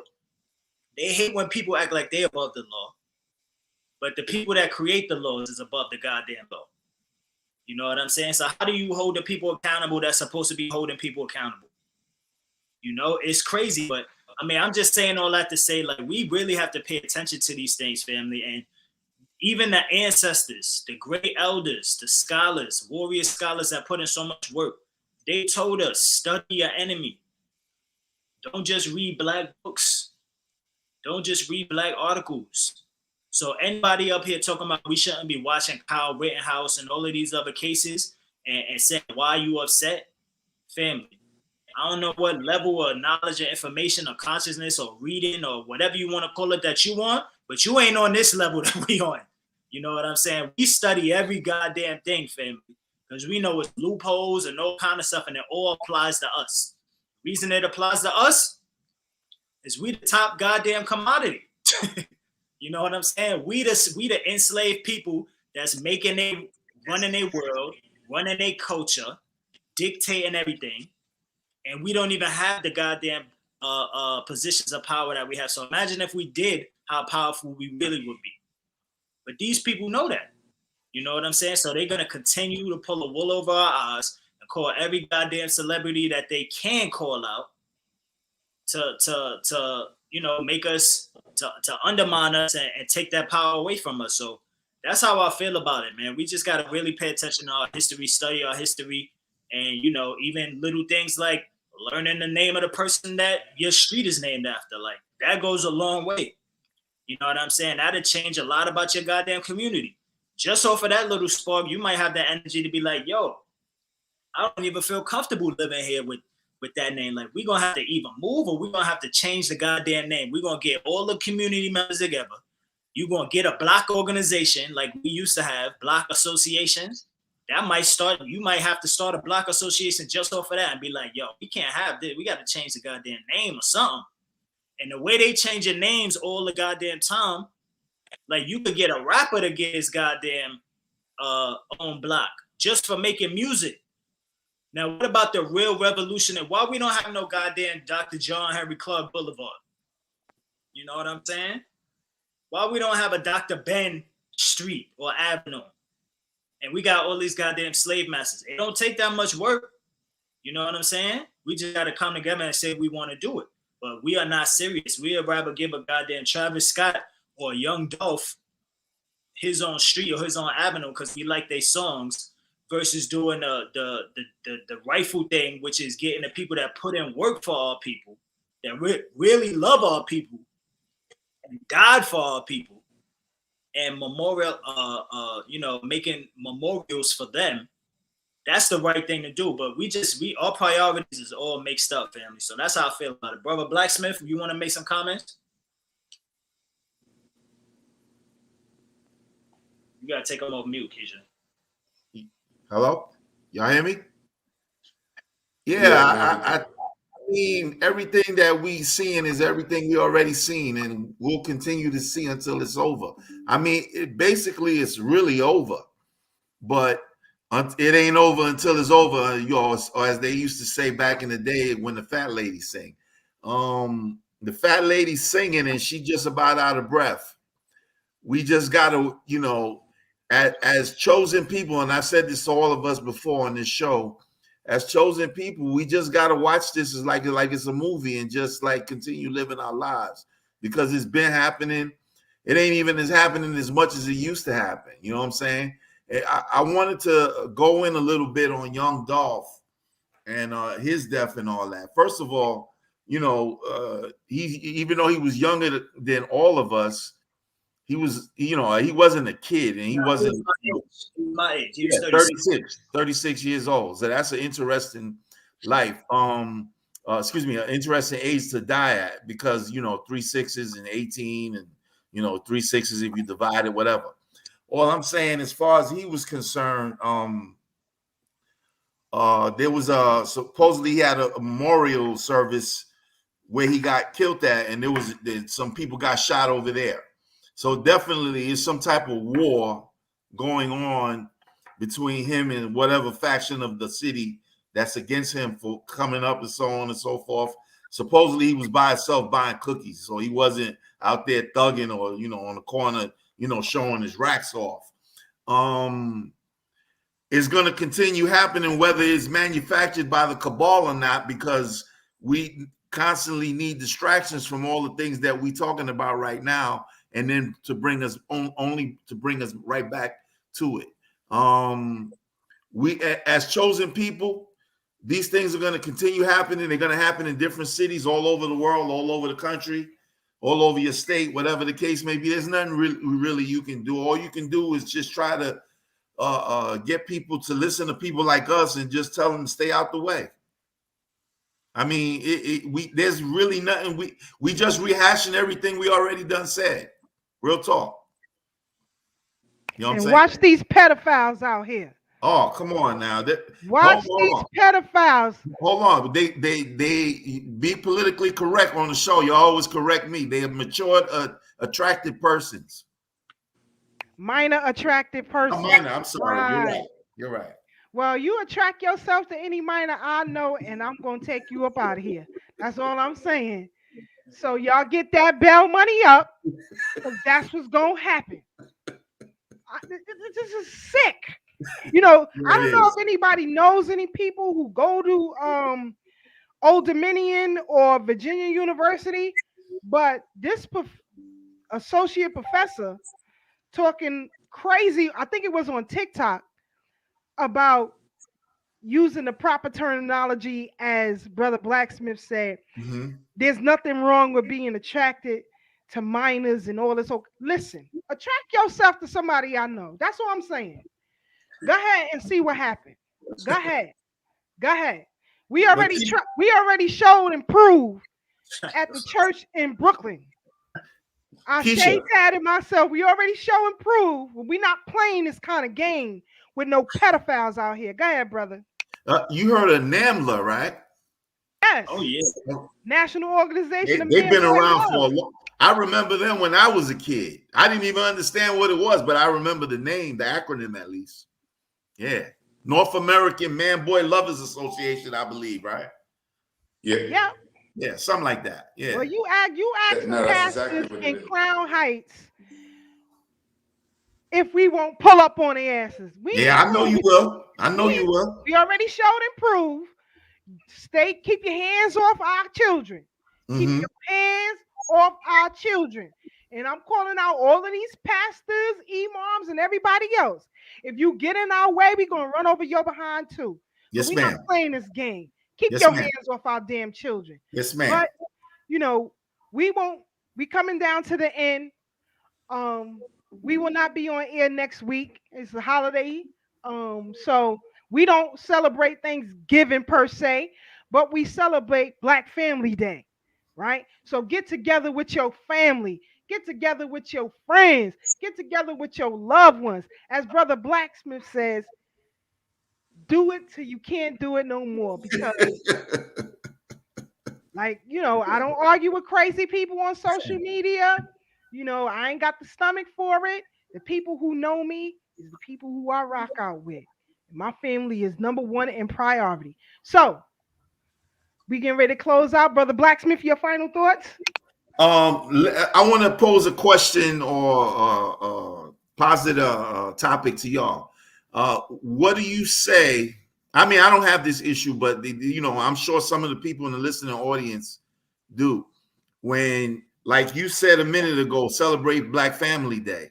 What do you say to family members who, I thought you ain't celebrate Thanksgiving because you on that black stuff? What do you say to those people when you show up to the show up and you ready to eat some turkey and you do all the traditional things, but you ain't trying to be holding hands praying over the dinner turkey and all that? What do you say to those people that got that kind of get back at you? Turn the music up and pass the plate.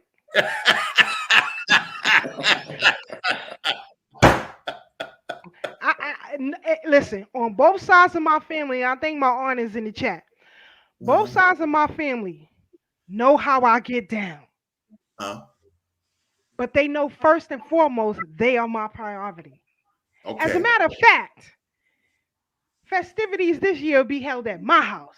Ooh. So I'm going to have about 20-something people up in here. Ooh. I love my family and my family love me. Okay. Oh, that's what's up. I love my friends and my friends love me. So I don't get into craziness with strangers.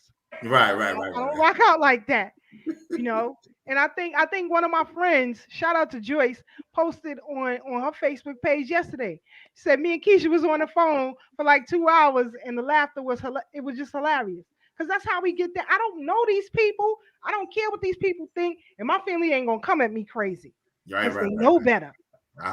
They know what it is. So you get in where you fit in. Never let anything. Yes, Sister Marie. We changed the name. It's the Black Family Unity Day. Period. Yeah. Even the cousins and the aunts and uncles who get on your goddamn nerves. You know, go sit down somewhere. You know, we all got them uncles and cousins who get on our damn nerves. Here, take this yak and go sit down somewhere. Exactly. Go fall asleep in the corner. Right. Go fall asleep on the corner on the football game. Nah, that was a great question, bro. That was really good because you know we often, like I said, we talk to the choir all the time and like we forget. I honestly sometimes when I hear some of these choir people talking, I wonder what world they live in. Like, do you have a family and friends or whatever, or is just everybody on your planet black and conscious and black power? Because where I'm from, it ain't like that. Some people, they black power, they heads is all the way in the cloud, like they not on earth on reality time.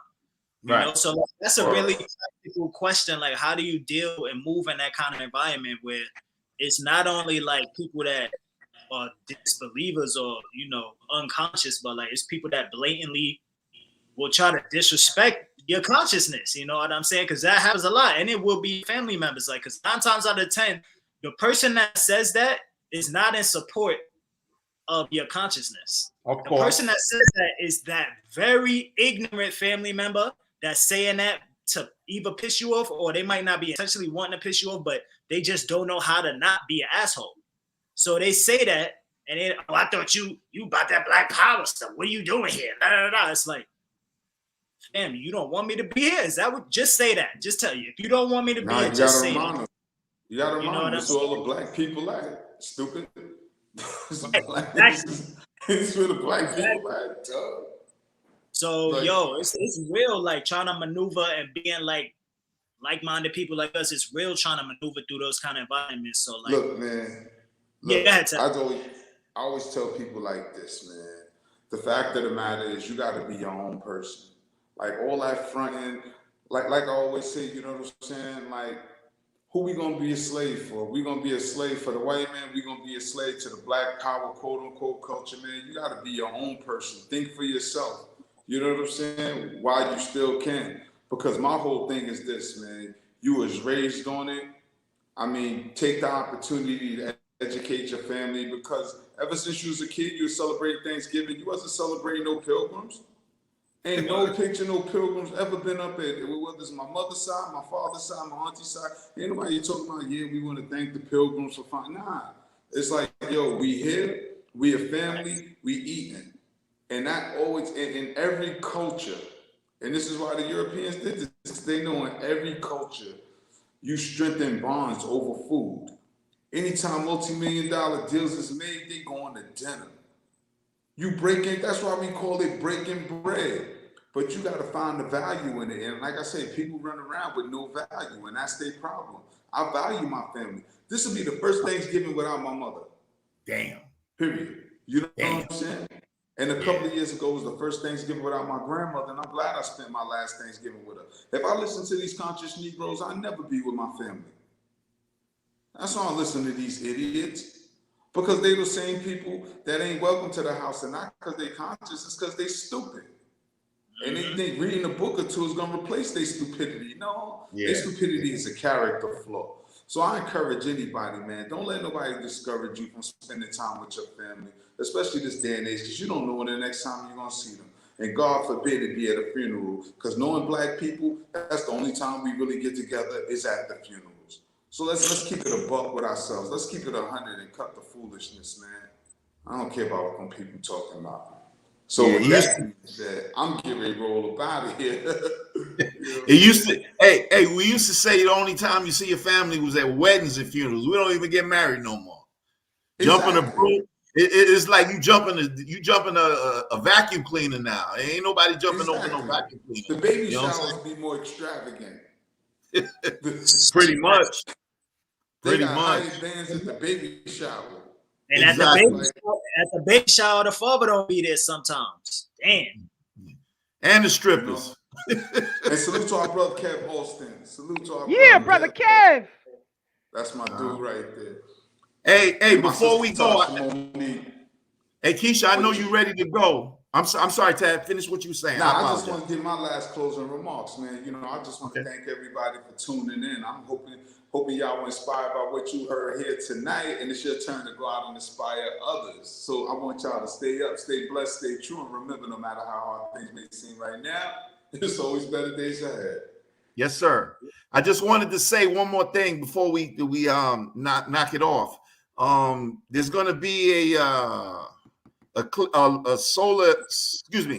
lunar eclipse at 2:19 Eastern time. So if y'all can get out there and harvest the energy, because we already on the new Earth, go out there and Is that tomorrow?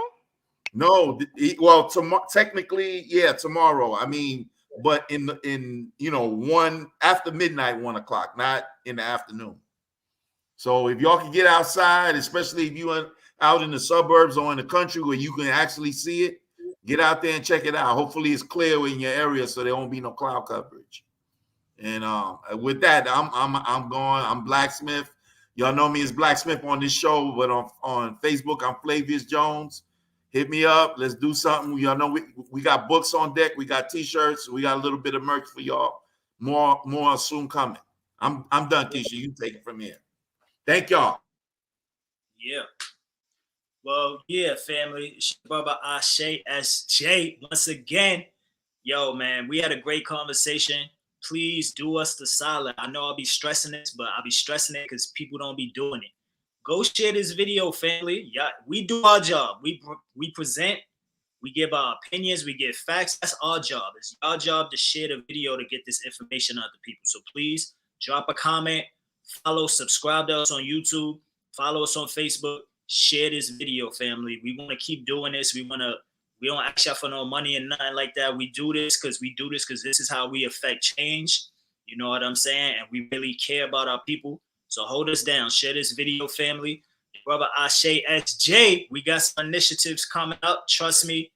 I think I'm putting together a little Karamu too. You know what I'm saying? We got to get together and vibe out, chill. But yeah, family, please support us, man. Thorough Black Talk. Support our brother Blacksmith. It's your brother OSHA SJ signing out. Always remember, true courage is knowing how to suffer. And the battlefield is where you stand. It's your brother OSHA SJ signing out. Sister Keisha. We love you too, Brother Kev. And also, Thursday, Thanksgiving or Misgivings, however way you want to call it, Team Swap will also be at Penn Station, Port Authority, and somewhere else, handing out food to the homeless. So I got to cook for that as well. So I'm going to be very busy. I'm very, very busy. Again, as my brother said, spend time with your family. Reintroduce yourselves to your family. You know, you got family who come and family who go. You have Brother Tad, who said this will be his first Thanksgiving without his mom. Brother Kev, who said this is his first without his grandmother. When the matriarchs transcend, it is our responsibility to carry it forward because they left you a line and you have to carry that line because, again, we too will transcend and we have to have advocates on the other side for us. So I do a lot of work, Brother Ashe do a lot of work, and Brother Tad is always on the go. So we don't get to spend time with our families the way we would love to, you know. And shout out to the Wilson clan.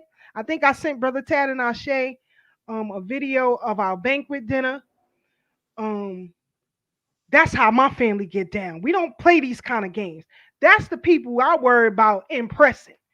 I don't give a damn about these crazy folks out here. So spend time with your family, love on your peoples, and stay safe. Please. Yeah. We will see you back again the first week of December. I believe that is December 2nd. We out, y'all. Stay black. Meet you back here on the Brooklyn Bridge. Let's go. Yeah.